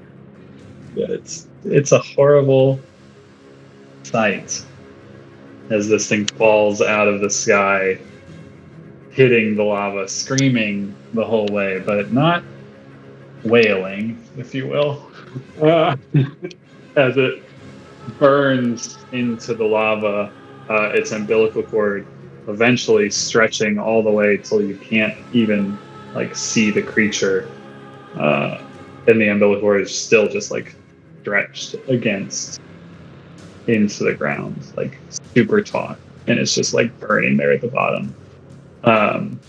You get the sense that it would have taken an almost mythic weapon to sever that thing. Oh, really? Shit. It was a great idea. Yeah. And you I dealt a lot of damage through it. Yeah. Maybe even a Vorpal sword. Oh. Oh, sure. And I'll also just throw it out there. There's a Vorpal sword that exists somewhere in the world. And who's to say how close you were to it? It's in the chest. It's in the chest. I don't know. Who's to say how close you were to it? It was in Dyson's lair, Who knows? or Who knows? Salig's lair. Yeah, it's his sanctuary. Yeah, next one to day, the- one day I'll tell you where it was. If you don't find it, you might still find it. Would the luck blade have counted as a mythical weapon? No. Had to be a Vorpal sword. Specifically.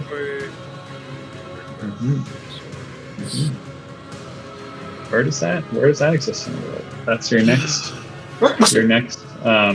thing. The interesting thing is the Zeitgeist is still alive and well, and it's its turn next. Dyson, is there anything else you want to do? That's all I could actually do. Okay, it's going to be a big roll here to see if this is a fast boy or slow boy. It's a fast boy, which is a little more interesting. I don't know if that's better or worse. Where's my boy? There's my boy. Tormented Scream. He's not done yet.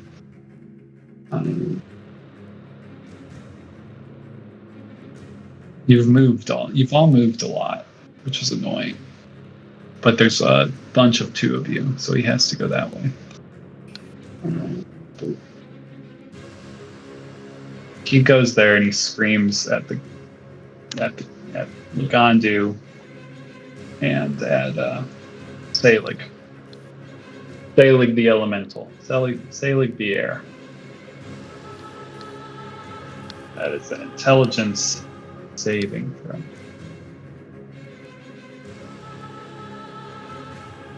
My word. That'll save. I'll save from the Selig. There it is. Oh. Yep. There it is. Gone, dude. That's a scream. Very Psychic ammo. 33 points of psychic. What am I gonna do? Half, I think. Half to Salik. Lagandu kind of falls to the ground. I just by lose Salik. my concentration spell. The sunbeam vanishes. It did its job. It did. It did definitely do its job. Is that death for Preston, or is he? Yeah, did we lose another cat? I don't believe that was death.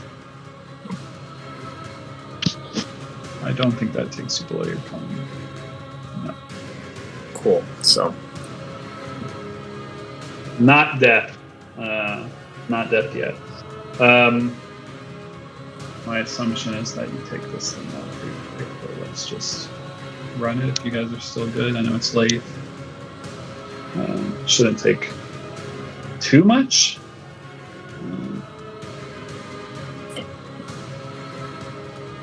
To murder ball this thing.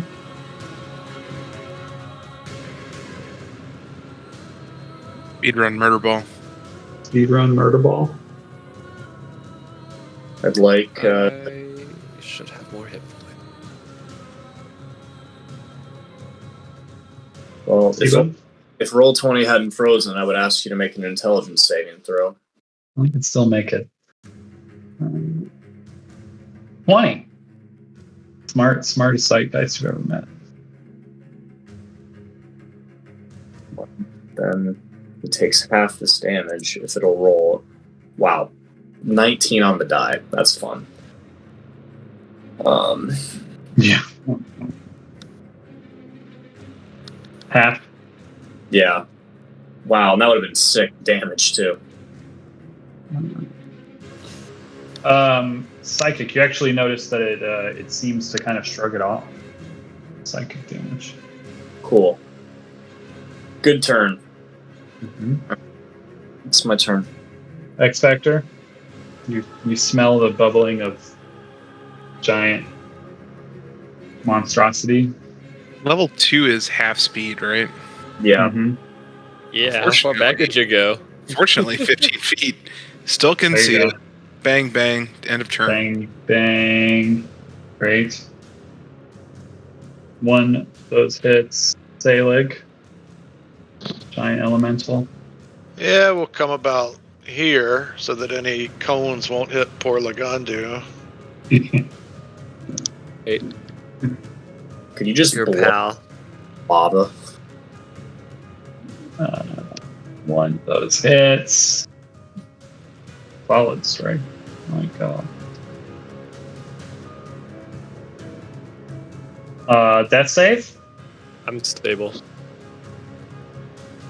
Oh, you're good? You good? I stabilize You got it. automatically on my turn. Oh, I gave you the thing. What a guy. That's the Ooh. magic item, right? What? Didn't we give you the magic item? The perioptic wound closure? Yeah. We Oh, traded. yeah. Nice. That's That's huge. Sweet. Alright, so he's good. Dyson? No longer feeling melancholy? Shit. I feel alive! Oh, What? it's a great day now. Yeah, you're feeling good. Alright. I'm gonna fire 2 heavy crossbow shots against that thing.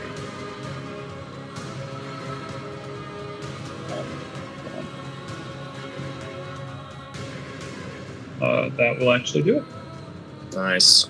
21 points. 21 points. Dyson. Just a machine. A machine of murder.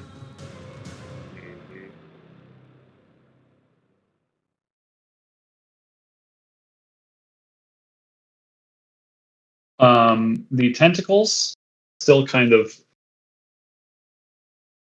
whirl around the room. They don't seem to be doing anything aggressive against anyone. except the one time they whipped Steven across the body.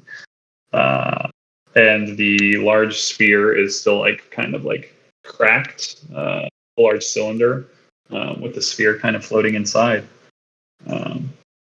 But at least at current moment, all enemies seem to be gone, and you're out of combat, as it were. Fantastic. Went a little long. We'll close the book on tonight there, I think. Yeah. Unless someone has a burning desire of like doing something, but I think we're there. I think we're there.